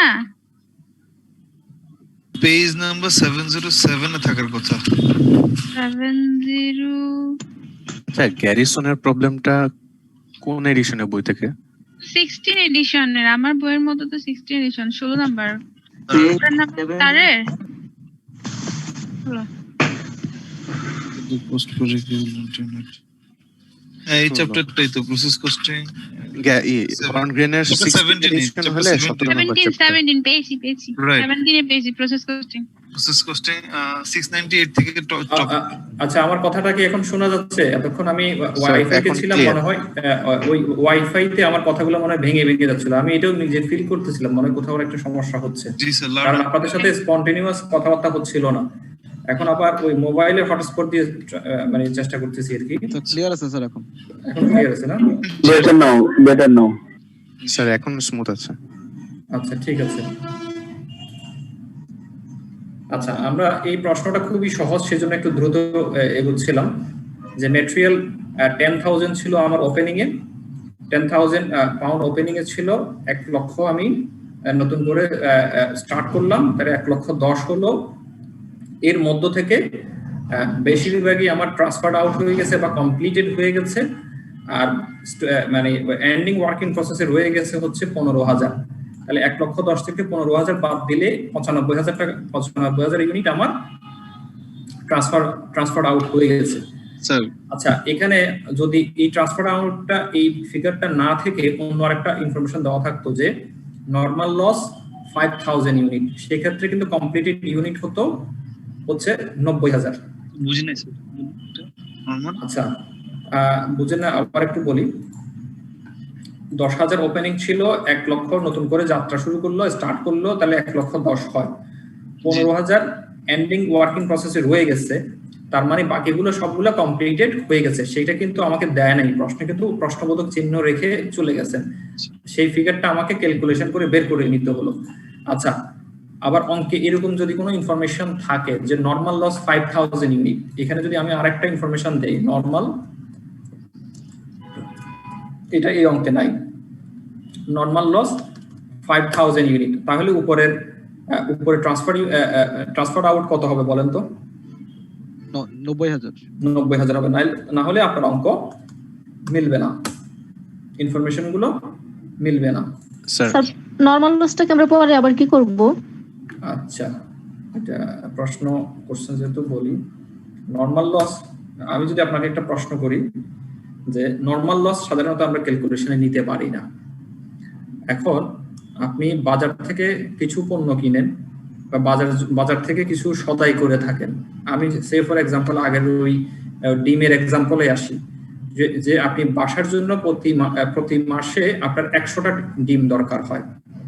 তা আপনি জানেন যে 100টা ডিম কিনলে 5টা ডিম নষ্ট করবে। যদি 100টা ডিম আপনি 10 টাকা করে কিনেন, তাহলে আপনার খরচ হচ্ছে ডিমের পিছনে 1,000 টাকা। ঠিক আছে, আপনার ডিমের পিছনে খরচ হচ্ছে 1,000 টাকা, কিন্তু যদি 5টা ডিম আপনার নষ্ট করে, তাহলে আপনাকে 1,000কে 95 দিয়ে ভাগ করতে হবে। তখন আপনার এভারেজ কস্ট হবে কত?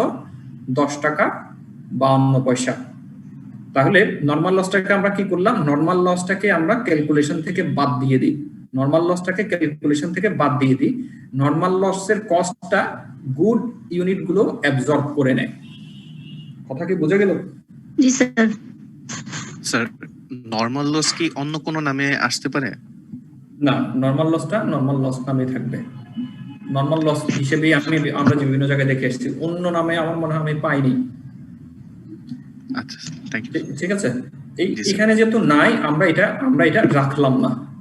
আচ্ছা, আপনারা বারবার প্রশ্ন করতেছেন স্যার ইকুইভ্যালেন্ট ইউনিটটা নিচে কেন দিলেন? আমি ইকুইভ্যালেন্ট ইউনিটটা এখানে দিয়ে দিই, পার্সেন্টেজ অফ কমপ্লিশন আমার দরকার নেই। ঠিক আছে, আমরা অঙ্কটাকে আবার নতুন করে এটাকে কেটে নতুন করে একটু রিশাফল করে নিই। আচ্ছা, এই ইকুইভ্যাল কোয়ান্টিটি শিডিউল তো আমরা বুঝলাম, তাই না?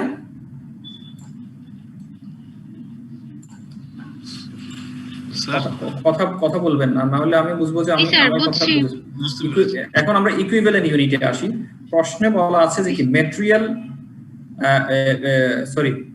বিশেষ করে ইকুইভ্যালেন্ট ইউনিট করতে গেলে আমাদের সূত্র একটা হচ্ছে কমপ্লিটেড ইউনিট অথবা ট্রান্সফার্ড ইউনিটের আউট ইউনিটের 100% নিব, আর এন্ডিং ওয়ার্কিং প্রসেসের যতটুকু কমপ্লিট হলো ততটুকু নিব। ঠিক আছে, আবারও বললাম সেটা। এখন আমার কমপ্লিটেড ইউনিট হচ্ছে 95,000।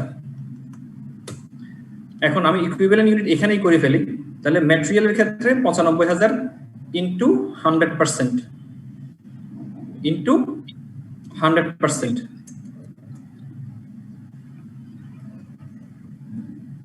95,000 এর 100% হচ্ছে 95,000, ঠিক আছে না? আর কনভার্সনেরও 100% হচ্ছে 95,000। এরপরে দেখেন এন্ডিং ওয়ার্কিং প্রসেসের মধ্যে বলা আছে ম্যাটেরিয়াল 60%, কনভার্সন 20%। ম্যাটেরিয়াল 60%, তাহলে কোয়ান্টিটি হচ্ছে 15,000 ইনটু 0.6 9,000। স্যার উপরে কালসারটা চেঞ্জ করে দেন স্যার। জি স্যার, ওই যে ওইটার জন্য স্যার ভ্যালু আসছে না। 20% হচ্ছে 20% হচ্ছে কনভার্সন ইনটু 0.2 3000 চলে আসছে, তাই না? এখানে এবার আমি যোগটা করে নিই। আমি এখানে যোগ 1,04,000 আর এখানে হচ্ছে 98,000। জি স্যার, এখানেই শেষ। মানে আমরা প্রথমের যখন গ্যারিসনের ইয়াটা দেখতেছিলাম অঙ্কটা ছিল এরকম, আমাদের সলিউশনটা ছিল এরকম। এই ইকুইভ্যালেন্ট পার্টটুকু আমি আলাদা করি নাই, এখন ওইটাকেও ওইটার পার্ট করে ফেললাম। আমরা এভাবেও অঙ্ক করতে পারি, ঠিক আছে? এখন সে ফর এক্সাম্পল আমি এই জিনিসটা আমার নাই, আমি এটা ফেলে দিলাম, ইকুইভ্যালেন্ট ইউনিট নাই। এখন দেখেন ইকুইভ্যালেন্ট ইউনিট ফেলে দেওয়াতে সব উল্টাপাল্টা হয়ে গেছে, তথ্য সবগুলো কিন্তু চেঞ্জ হয়ে গেছে, যেহেতু ওই আমার ইয়াটাও চেঞ্জ হয়ে গেছে, এই ফরম্যাটটাও চেঞ্জ হয়ে গেছে, লিনিয়ার ক্যালকুলেশন গুলো বুঝতে পারতেছেন না। স্যার এই সেকশন 1 এই প্রেজেন্টেশন যেটা আমাদের রিকোয়ারমেন্ট 1 তো ছিল হচ্ছে গিয়ে এই যে 95,000 যে কত কমপ্লিট হয়েছে স্যার, শুনতে পাচ্ছেন? আমাদের প্রথম রিকোয়ারমেন্ট ছিল হচ্ছে কম্পিউট ইকুইভ্যালেন্ট ইউনিট। প্রথমে আমাকে বলছে ইকুইভ্যালেন্ট ইউনিট করতে, 95,000 করতে বলে নাই। আচ্ছা জি স্যার, রিকোয়ারমেন্ট 1 এর ইয়ে ছিল এটা। আচ্ছা স্যার,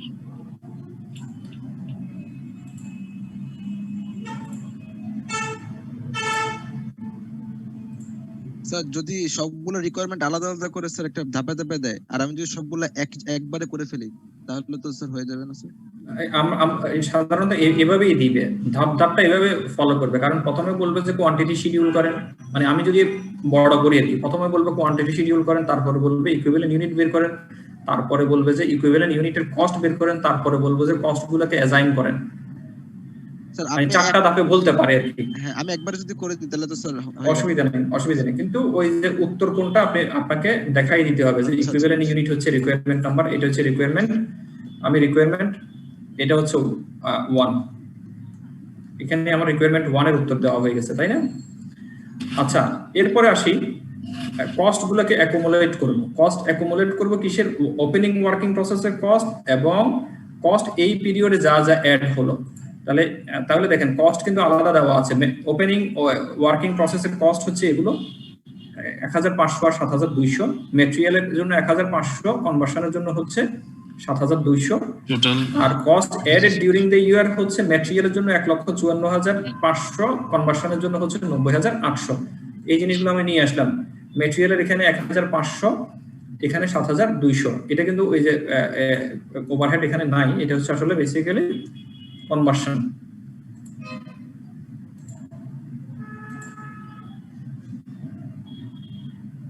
আজকে কম্পিউটারটা বিট্রে করতেছে।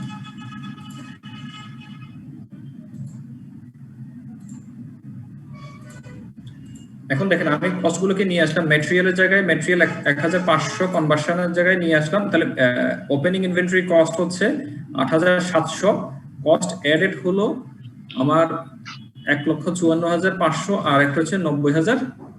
800। তাহলে টোটাল কস্ট হচ্ছে কত? 2,54,000। ইউনিট কস্ট কিন্তু চেঞ্জ হয়ে গেছে। এটা ফটোকপি নিছেন না, আমি জাস্ট অরিজিনাল কপি নিয়েছি। ফটোকপি করে নেন, ফটোকপি করে নিয়ে অরিজিনালটা রেখে যাবেন, ফটোকপি আপনি নিয়ে যাবেন। এটা কিসের জন্য বুঝছেন তো? বুঝছি।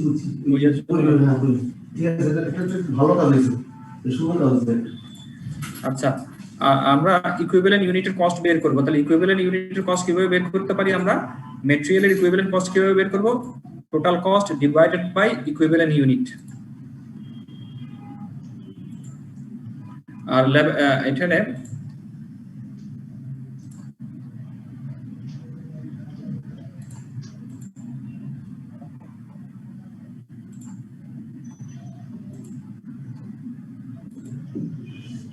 কনভার্সনের ক্ষেত্রে ইকুইভ্যালেন্ট কস্ট বের করবে হচ্ছে conversion cost divided by equivalent unit.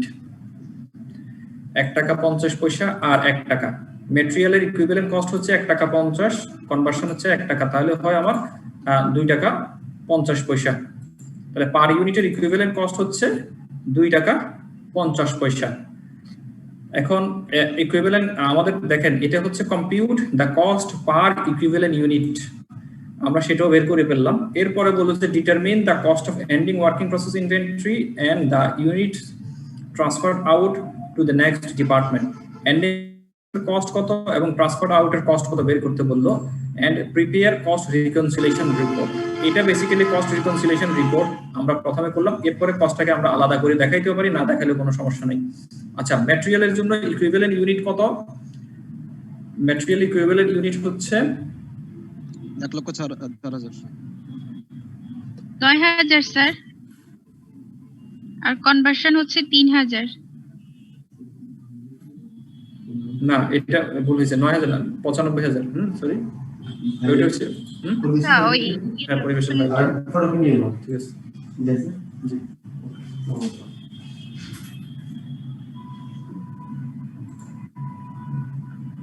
Transfer out হলো আমার 95,000 ইউনিট। 95,000 এর ম্যাটেরিয়াল, 95,000 এর কনভার্সন থাকবে, এখানে ওভারহেডটা নাই। ঠিক আছে, এর আগের অঙ্কে ছিল, সেজন্য আমরা নিয়ে আসছিলাম। তাহলে 95,000 ইন্টু 2 টাকা 50 পয়সা, 95,000 ইন্টু 2 টাকা 50 পয়সা। তাহলে আমরা তার ট্রান্সফার আউট ইউনিটের কস্ট পেয়ে গেলাম। আর ম্যাটেরিয়ালের ক্ষেত্রে আমার ইউনিট হচ্ছে 9,000, কনভার্সনের ক্ষেত্রে হচ্ছে 3,000। ঠিক আছে,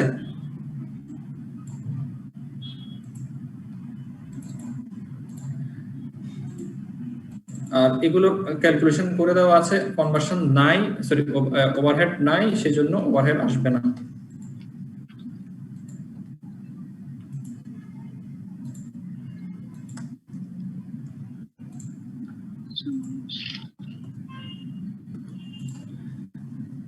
উপরে দেখেন টোটাল কস্ট ছিল 2,54,000 টাকা।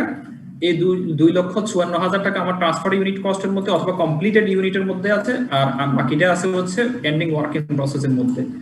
তাহলে এন্ডিং ওয়ার্কিং প্রসেসের ভ্যালু হচ্ছে 2,37,500, আর এন্ডিং ওয়ার্কিং প্রসেসের ভ্যালু হচ্ছে 16,500। এই দুটো আমি আলাদা করে লিখেও দিতে পারি। বেসিক্যালি এই পোরশনটুকু হচ্ছে আমার কস্ট রিকনসিলিয়েশন, এটা হচ্ছে কস্ট রিকনসিলিয়েশন। আর নিচের আমরা আবার আরেকটা সেকশন করে লিখিয়ে দিতে পারি।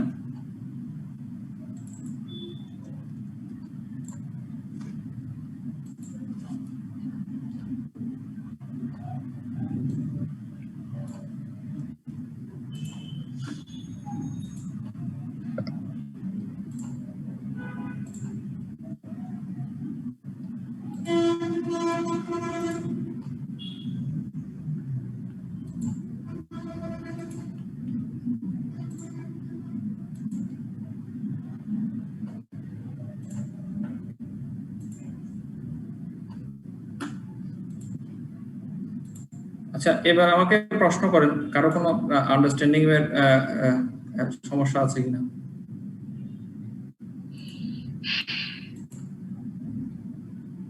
স্যার, আমাদেরকে হর্নগেন আর গ্যারিসনের বই থেকে কয়েকটা ইম্পর্টেন্ট অঙ্ক যদি বলে দিতেন।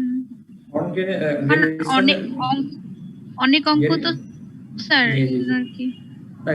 গেরিসনের 3-4টা অঙ্ক করলে হবে, বেশি লাগবে না। কিন্তু আমি দেখে বলতেছি। আচ্ছা, আগে এই প্রশ্নে থাকেন, আমাদের হাতে এখনো সময় আছে, আমরা এই প্রশ্নটা আগে ক্লিয়ারলি বুঝলাম কিনা। আমি আবার একটু রিভিউ করি। প্রথম আমরা কোয়ান্টিটি শিডিউলটা করলাম, মেটেরিয়াল 10,000 ছিল, 1 লক্ষ নতুন করে যুক্ত হয়ে হলো 1,10,000। তার মধ্য থেকে ট্রান্সফার হলো বা ফিনিশ গুডসে রূপান্তরিত হয়েছে 95,000 ইউনিট, 15,000 ইউনিট এন্ডিং ওয়ার্কিং প্রসেসে হয়ে গেছে। ইকুইভ্যালেন্ট ইউনিট এর সূত্র হচ্ছে যে কি কমপ্লিটেড ইউনিটের 100% আসবে এবং এন্ডিং ওয়ার্কিং প্রসেসের যতটুকু কমপ্লিট হলো ততটুকু আসবে। তাহলে এখানে পেলাম 1,04,000 মেটেরিয়ালের ক্ষেত্রে, কনভার্সনের ক্ষেত্রে পেলাম 98,000। আর কস্ট গুলো আমি অ্যাকোমোডেট করলাম। ওয়ার্কিং প্রসেসের ওপেনিং ওয়ার্কিং প্রসেসের কস্ট হচ্ছে স্যার ইকুইভ্যালেন্ট ইউনিট আপনি একটা সূত্র বলেছিলেন না, ওই সূত্রটা beginning working process plus production, তারপর বিগিনিং ওয়ার্কিং প্রসেস আমি এরকম কথা বলি নাই ওয়েটেড এভারেজের ক্ষেত্রে। ফাইফোর ক্ষেত্রে বিগিনিং ওয়ার্কিং প্রসেসের ক্যালকুলেশন আসতে পারে। আমরা যদি ফিফো মেথডটা ফলো করি দেন সেক্ষেত্রে আসবে। ওয়েটেড এভারেজের ক্ষেত্রে রিপিটেডলি বলে আসছে সূত্র হচ্ছে একটাই, completed unit plus ending working প্রসেসের যতটুকু কমপ্লিট হলো, এই দুটো যোগ করলে ইকুইভ্যালেন্ট ইউনিটটা আমরা পেয়ে যাব। ঠিক আছে। আর ফিফোর ক্ষেত্রে আসবে, ফিফোর ক্ষেত্রে ওপেনিং এর কতটুকু আপনি এই পিরিয়ডে কমপ্লিট করলেন, আর এন্ডিং ওয়ার্কিং প্রসেসের ক্ষেত্রে এই পিরিয়ডে কতটুকু কমপ্লিট হলো, দুটোটাই আলাদাভাবে আসবে। এবং সেই ক্ষেত্রে ওপেনিং ওয়ার্কিং প্রসেসের কোয়ান্টিটিটা ট্রান্সফার্ড ইউনিট থেকে বা ফিনিশ গুডস যেটা ইউনিট যেটা এই পিরিয়ডে কমপ্লিট হলো সেটা বাদ যাবে। এখানে আরো একটা ইস্যু রয়ে গেছে আর কি। আচ্ছা, তাহলে কস্ট গুলো আমরা অ্যাকোমোডেট করলাম, সেই কস্ট গুলোকে ইকুইভ্যালেন্ট ইউনিট দিয়ে ভাগ করলে আমার ইকুইভ্যালেন্ট কস্ট পেয়ে গেছি। এরপর কস্টটাকে আমি রিকনসিলিয়েশন করতেছি। আমার কমপ্লিটেড ইউনিট হচ্ছে 95,000 ইনটু 2.5, তাহলে কমপ্লিটেড ইউনিটের কস্ট হচ্ছে 2,37,500। আর এন্ডিং ওয়ার্কিং প্রসেসের ক্যালকুলেশনটা একটু আলাদা করতে হবে। 9,000 হচ্ছে ম্যাটেরিয়ালের জন্য, 3,000 হচ্ছে কনভার্সনের জন্য। তাহলে ম্যাটেরিয়ালটা গুণ করবে ম্যাটেরিয়ালের পার ইউনিট কস্ট দিয়ে, আর কনভার্সনের ক্ষেত্রে গুণ করবে হচ্ছে কনভার্সনের পার ইউনিটের কস্ট দিয়ে। তাহলে দুটোটা গুণ করে যোগ করার পর হয় হচ্ছে 16,500। তাহলে কমপ্লিটেড ইউনিটের কস্ট হচ্ছে 2,37,500 আর এন্ডিং ওয়ার্কিং প্রসেসের কস্ট হচ্ছে 16,500। এটা হচ্ছে আমাদের 3 নম্বর রিকোয়ারমেন্ট। আর এটা হচ্ছে বেসিক্যালি এই পোরশনটুকু হচ্ছে আমাদের রিকোয়ারমেন্ট নাম্বার 4। এটা ওনারা একটু উপরে নিচে করে নিছেন, আর অঙ্কটা আমাদের মতো করেন নাই, হয়তো প্রেজেন্টেশনেও একটু ভিন্নতা থাকতে পারে। এবার কারো কোনো প্রশ্ন আছে না? এটা হচ্ছে সবচেয়ে সহজ অঙ্কগুলোর একটা। স্লাইড কি দেখা যাচ্ছে? যদি সময় হয় স্যার একটা চ্যাটে একটা আপনাকে একটু আমাদের এইটা মানে ওভাবে আমরা কি সম্ভব নাকি এগিয়েছিলাম ইন্টার রিলেশনশিপ বিটুইন ভেরিয়েবল, তারপরে আরো দু একটা স্লাইড আগে থেকেই শুরু করি। যে স্লাইডটা দেখা যাচ্ছে কোরিলেশন এন্ড স্ক্যাটার ডায়াগ্রাম। এখানে গতদিন আমরা আলাপ করেছিলাম যে ফার্স্ট হচ্ছে যে একদম পরের দিকে যে ডিপেন্ডেন্ট এবং ইন্ডিপেন্ডেন্ট ভেরিয়েবলকে আলোচনা করেছিলাম। কোরিলেশন স্ক্যাটার ডায়াগ্রাম হ্যাঁ, এক্সামিনারটা একটু কনফিউজ হবে।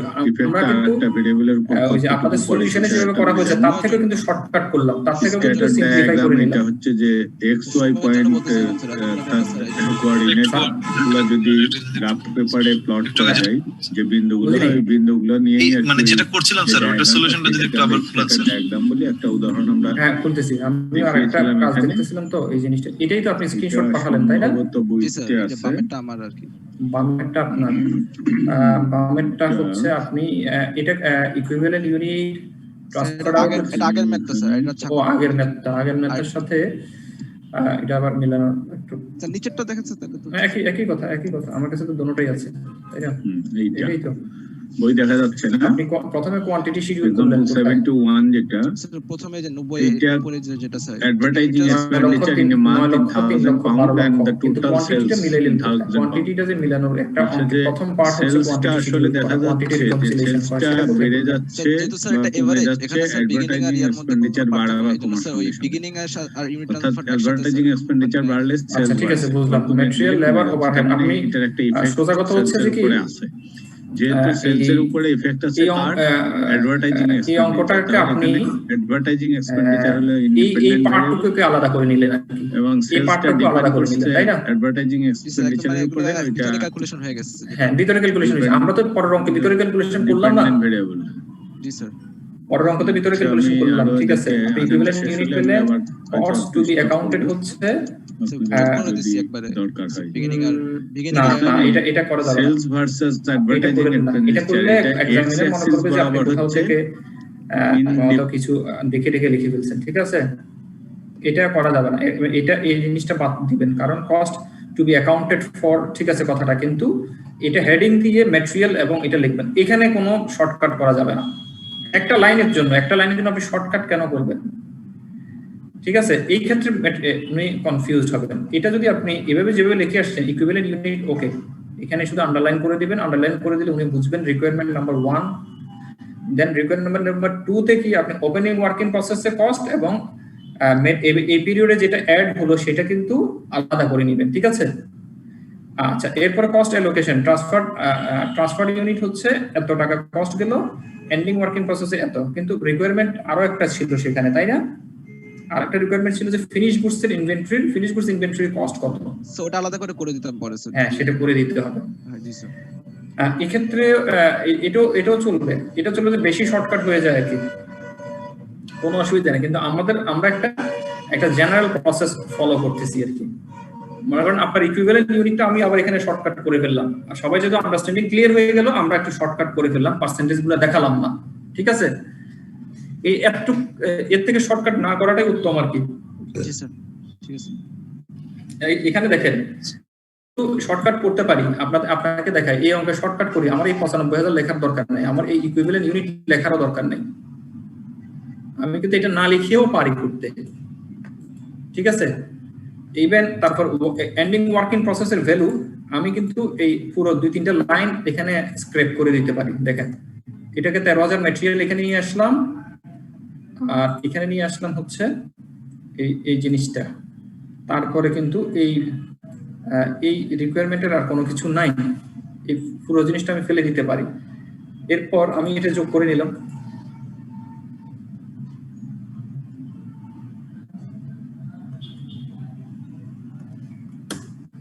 আমি এটা যোগ করে নিতে পারি এখানে আর এই ৯৫,০০০ না লিখলেও চলে না ৯৫,০০০ না লিখে এটা আমরা অন্যভাবে এখানে ভিতরে আমরা এটা করে দিতে পারি শর্টকাট যেহেতু করতেছি আরো শর্টকাট করতে পারি এই ইকুইভ্যালেন্ট ইউনিট কস্ট এটা লেখারও দরকার নেই এরপরে দেখেন এই লাইনেরও আমার দরকার নেই ঠিক আছে অঙ্ক মিলে যাবে না জি স্যার আমি তো এটা বলতেছিলাম এইজন্য আমরা স্টেপ বাই স্টেপ করলাম শুধুমাত্র সবার আন্ডারস্ট্যান্ডিং ক্লিয়ার হওয়ার জন্য যাতে ইকুইভ্যালেন্ট ইউনিটও মাথায় সবার থাকে কত দিয়ে কাকে গুণ করতেছি এভরিথিং যাতে সবার মাথায় থাকে আর একদম আরো শর্টকাট করে অঙ্ক করতে পারি ঠিক আছে স্যার বলেন এটা এই জন্যই স্যার বলতেছিলাম কারণ এতগুলো লেখা যদি লিখতে যাই তখন অনেক টাইম লেগে যাবে স্যার ভেঙে দেখাইতে সমস্যা নেই স্যার এটাই বলতেছিলাম স্যার আর কিছু আচ্ছা ঠিক আছে ভেঙে কিন্তু আপনার অঙ্কটা বেশি শর্টকাট হয়ে গেছে তো এক্সামিনার কনফিউজড হয়ে যাবে আপনি আসলে অঙ্ক বুঝলেন কিনা নাকি কোথাও থেকে উত্তরগুলো দেখে লিখে ফেললেন ঠিক আছে আর এন্ডিং ওয়ার্কিং প্রসেসের ক্ষেত্রে যদি ক্যালকুলেশন না দেন এটা কিন্তু ডিমার্কেটিং হয় ঠিক আছে আমি কিন্তু আরেকভাবে করতাম ম্যাটেরিয়ালের ক্ষেত্রে আমি এই দিকে এগুলো না লিখে কিন্তু এখানে মানে এই ক্যালকুলেশনটা দেখাই দিতাম যাতে এক্সামিনার কনফিউজ না হয় ঠিক আছে মানে এক্সামিনার কনফিউজ হলেই সমস্যা হবে আপনি একদম শর্টকাট করে শুধু উত্তরগুলো লিখে দিলেন তার মানে উনি ধরে ফেলবে যে আপনি ভাই কোথাও না কোথাও থেকে দুষ্টামি করছেন আর ওনারা এমন কেন শুধু মনে করে আমরা দেখেই লিখি আমরা কি না দেখি ওইটা প্রেজেন্টেশন যে আপনাকে যে উনি এক্সামিন করতেছে আপনি এক্সামিনারকে এক্সামিন করার সুযোগ দিতে হবে। আপনি যদি ওই সুযোগটা না দেন, সে তো অন্য চিন্তা করতেই পারে। আর কিছু মনে কর না, তাহলে কি ওনারাও কিছু দেখে দেখে এরকম কিছু করছিল যে তাদের মনে ধারণা কেমন হয়ে গেছে? ওনারা দেখে দেখে করে নাই, কিন্তু ওনারা যখন অঙ্কের প্রেজেন্টেশন চায়, বারবার আপনাদেরকে রিপিটেডলি বলে যে অঙ্কের প্রেজেন্টেশন গুলো নিট এন্ড ক্লিয়ার হতে হবে, আন্ডারস্ট্যান্ডিং গুলো ক্লিয়ার হতে হবে, ক্যালকুলেশন গুলো দেখাতে হবে। সেই জিনিসগুলোই বারবার বলে দেয় যে আপনি যে বুঝলেন কিনা সেই জিনিসটা ওনাকে বুঝাইতে হবে। আপনি বুঝলেন সেটা ওনাকে বুঝাইতে পারলেন না, তার মানে তো সেটা আপনার ব্যর্থতা।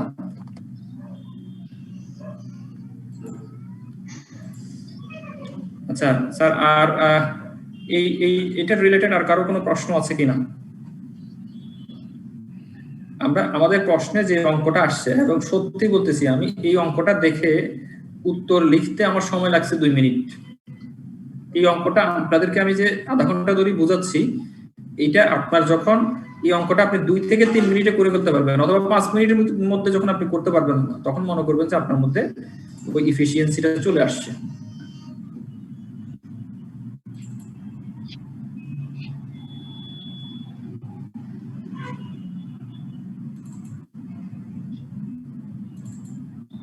গ্যারিসনের কত নাম্বার চ্যাপ্টার বলেন তো? 17 নাম্বার স্যার। 17 পৃষ্ঠা বলতে পারবেন নাকি? 4 নাম্বার চ্যাপ্টার গ্যারিসনের। 4 নাম্বার স্যার।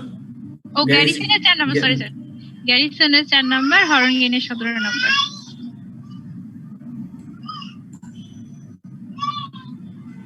পৃষ্ঠা নাম্বার হচ্ছে অঙ্ক স্টার্ট হয়েছে। এই যে দেখেন, এটা একটা ওয়েটেড এভারেজের মেথডের অঙ্ক না, এটা কেস স্টাডি না, কেস স্টাডিও করতে পারেন।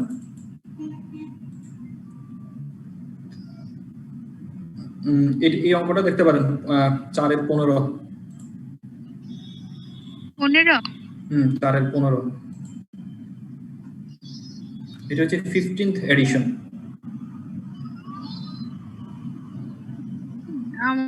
এটাও দেখবেন 4 এর 13 দেখবেন।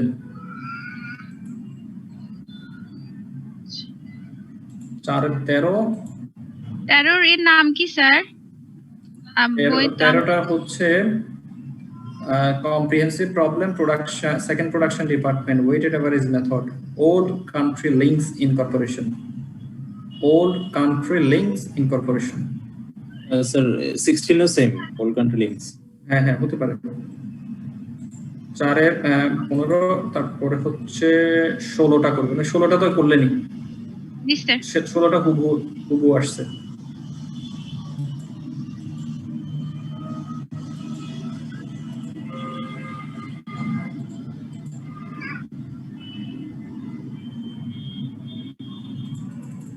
এক্সারসাইজে কোনো কিছু আছে কিনা আমি জানি না।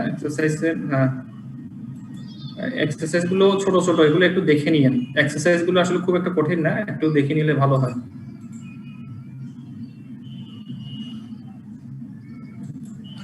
ঠিক আছে। আর একটা হচ্ছে হর্নগেল, তাই না? গ্যারিসন, হর্নগেল।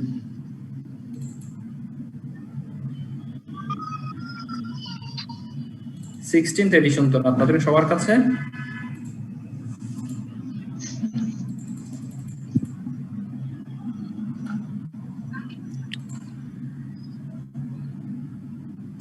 Sir, chapter. হ্যাঁ, 17th চ্যাপ্টার।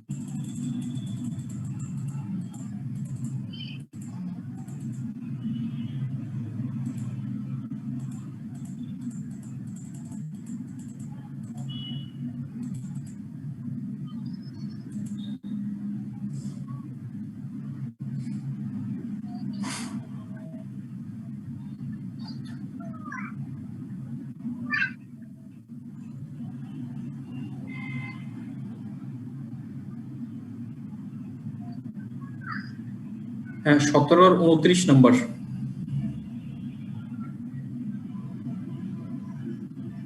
17 29 নম্বরটা দেখবেন।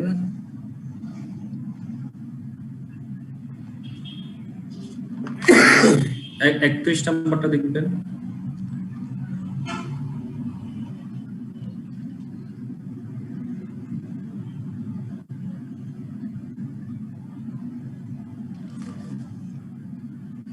সতেরোর 36 নম্বরটা দেখবেন।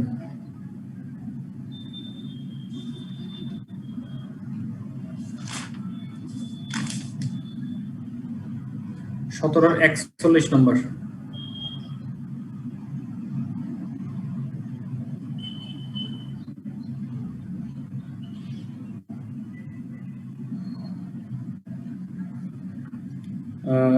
তারপরে 17-র 43 নম্বর।